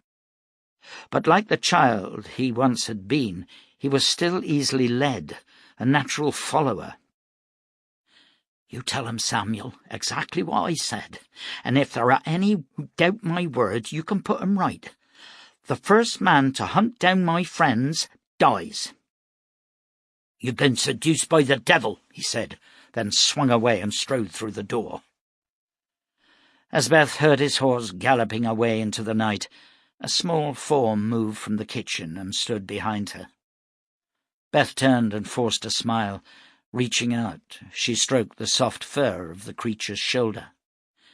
"Oh, I'm sorry you heard that, Pakia," Beth sighed. "He's always been malleable, like clay in the hands of the potter. I blame myself for that. I was too hard on him. Never let him win. Now he's like a reed that bends with every breeze." The little Wolver tilted her head to one side. Her face was almost human, yet fur-covered and elongated, her eyes wide and oval, the colour of mixed gold, tawny with red flecks. "When will the preacher come back?" she asked, her long tongue slurring the words. "I don't know, Pakia. Maybe never. He tried so hard to be a Christian, suffering all the taunts and the jeers." Beth moved to the table and sat down. Now it was the slender Pakia who laid her long fingers on the woman's shoulder. Beth reached up and covered the soft, warm hand. "I loved him, you know, when he was a real man. But I swear to God, you can't love a saint." She shook her head. "Wherever he is, he must be hurting. 20 years of his life gone to dust and ashes." "It was not a waste," said Pakia, "and it is not dust and ashes. He gave us pride and showed us the reality of God's love. That is no small gift, Beth. "Maybe so," said Beth without conviction. "Now, you must tell your people to head deep into the mountains. I fear there will be terrible violence before the month is out. There's talk of more hunts." God will protect us, said Pakia. "Trust in God, but keep your gun loaded," said Beth softly. We do not have guns, said Pakia. "It's a quote, little one. It just means that sometimes God requires us to look after ourselves." Why do they hate us? Did not the deacon say we were all God's children? It was a simple question, and Beth had no answer for it. Laying the gun on the table, she sat down and stared at the wolver. No more than 5 feet tall, she was humanoid in shape, but her back was bent, her hands long and treble-jointed, ending in dark talons. Silver-grey fur covered her frame. "I can't tell you why, Pakia, and I don't know why the deacon changed his mind.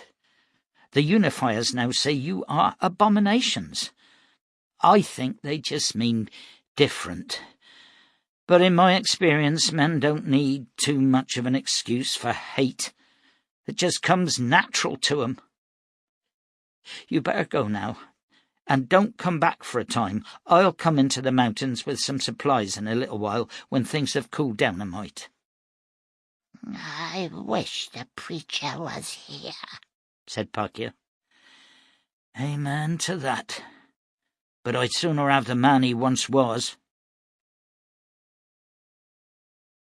Nesta counted the last of the notes and slipped them into a paper packet, which he sealed and added to the pile. 146 lumbermen and several hauliers were to be paid today, and the barter notes had only arrived late last night from Unity. Nesta glanced up at the armed guards outside the open doorway. "I've finished," he called. Closing the account ledger, Nesta stood and straightened his back. The first of the guards, a round-shouldered former lumberjack named Lemus, stepped inside and leaned his rifle against the shack wall. Nesta placed the payment packets in a canvas sack and handed it to Lemus. "A long night for you, young'un," said the guard. Nesta nodded.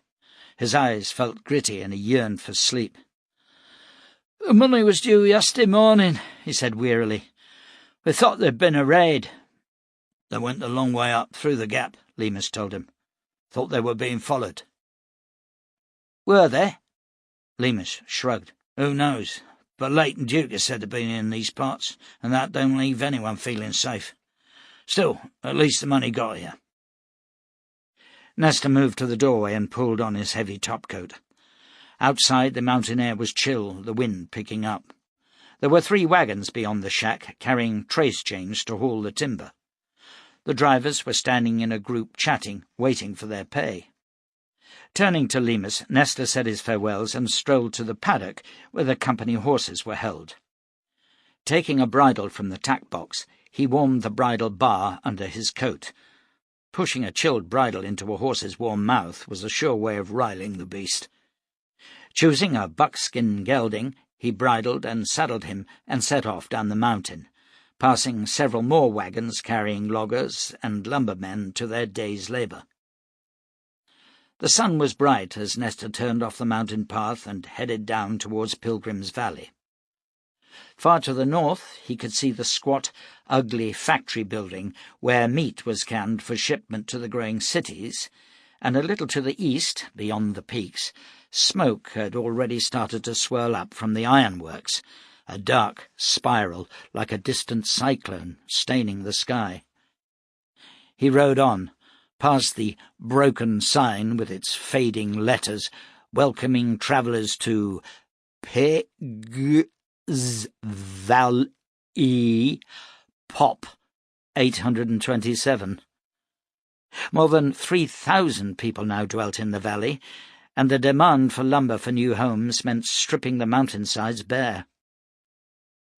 A low rumbling sound caused him to rein in the buckskin and he glanced up to see the twin-winged flying machine moving ponderously through the air. It was canvas-coloured, with a heavy engine at the front and fixed wheels on wings and tail. Nestor hated it, loathed the noise and the intrusion on his thoughts. As the machine came closer, the buckskin grew skittish.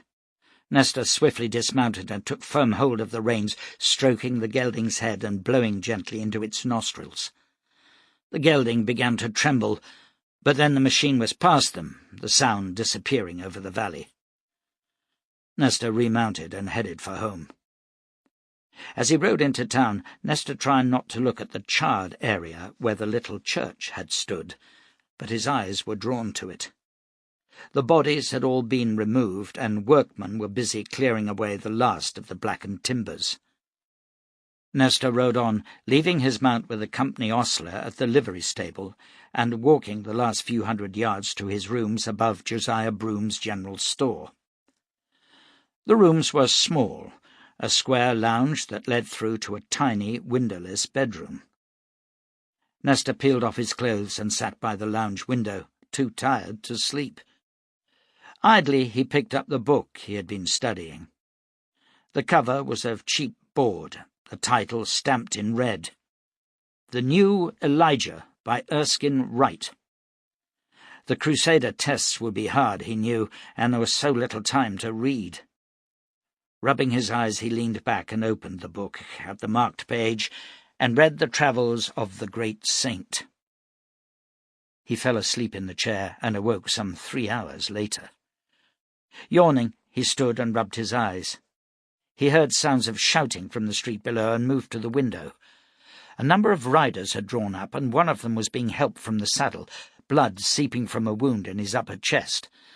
Dressing swiftly, Nestor ran down to the street in time to see Captain Leon Evans striding up to the group. The Crusader captain looked heroic in his grey, shield-fronted shirt and wide-brimmed black hat. He wore 2 guns belted high at the waist, gun-butts reversed. "The bitch shot him!" shouted Shem Jackson, his face ugly with rage. "What are you going to do about it?" Evans knelt by the wounded man. "Get him to Dr. Shriver's, and be damn quick about it, otherwise he'll bleed to death."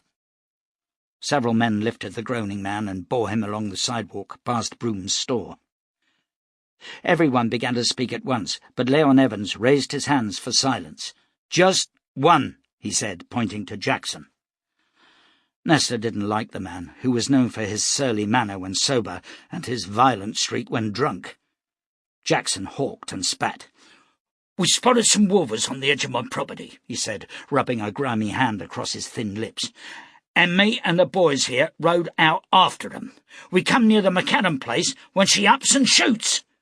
Jack went down, then Miller's horse was shot out from under him. What are you going to do about it?" "You were on her property?" asked Evans. "What's that got to do with anything?" argued Jackson. "You can't just go around shooting folks." "I'll talk to her," promised Evans. "But from now on you boys stay clear of Beth McAdam. You got that?" "We want more than talk," said Jackson. "She's got to be dealt with. That's the law." Evans smiled, but there was no humour in his expression. "Don't tell me the law, Shem," he said quietly. "I know the law.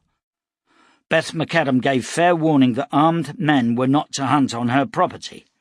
She also let it be known that she would shoot any man who trespassed on her land in order to hunt wolvers. You shouldn't have gone there. Now, as I said, I'll speak to her." "Yeah, you speak to her," hissed Jackson. "But I tell you this, woman or no woman, no one shoots at me and gets away with it." Evans ignored him. "Get on back to your homes," he said, and the men moved away. But Nestor could see they were heading for the mother-of-pearl drinking house. He stepped forward. The captain saw him, and his dark eyes narrowed. "I hope you weren't with those men," said Evans. "No, sir. I was sleeping up in my room. I just heard the commotion. I didn't think Mrs. McAdam would shoot anybody." "She's one tough lady, Nestor. She was one of the first into Pilgrim's Valley. She fought the lizard men, and since then there have been 2 brigand raids out on the farm. 5 were killed in a gun battle there some 10 years back." Nesta chuckled. "She was certainly tough in school, I remember that." "So do I," said Evans. "How's the studying going?" "Every time I try to read, I fall asleep," admitted Nesta. "It must be done, Nesta. A man cannot follow God's path unless he studies God's word." "I get confused, sir. The Bible is so full of killings and revenging. Hard to know what's right." "That's why the Lord sends prophets like Daniel Cade and John Shannow. You must study their words. Then the ways that are hidden will become known to you. And don't concern yourself about the violence, Nesta. All life is violence. There is the violence of disease, the violence of hunger and poverty. Even birth is violent. A man must understand these things. Nothing good ever comes easy." Nesta was still confused, but he didn't want to look foolish before his hero. "Yes, sir," he said. Evans smiled and patted the young man's shoulder. "The deacon is sending one of his apostles to Pilgrim's Valley at the end of the month. Come and listen." "I will, sir. What will you do about Mrs. McAdam?" "She's under a lot of strain, what with the preacher gone and the burning. I think I'll just stop by and talk with her." "Samuel says he thinks the devil has got into her," said Nesta. "He told me she threw him out the house and called him an abomination." "He's a weak man. Often happens to youngsters who have strong parents. But I hope he isn't right. Time will tell." "Is it true that Leighton Duke and his men are nearby?" asked Nesta. "His gang was shot to pieces down near Purnham, so I doubt it," said the Crusader. "They tried to rob a barter coach heading for the mines." "Is he dead, then?" Evans laughed. "Don't sound disappointed, boy. He's a brigand." Nesta reddened. "Oh, I'm not disappointed, sir," he lied. "It's just that he's, famous and kind of romantic." Evans shook his head. "I never found anything romantic about a thief.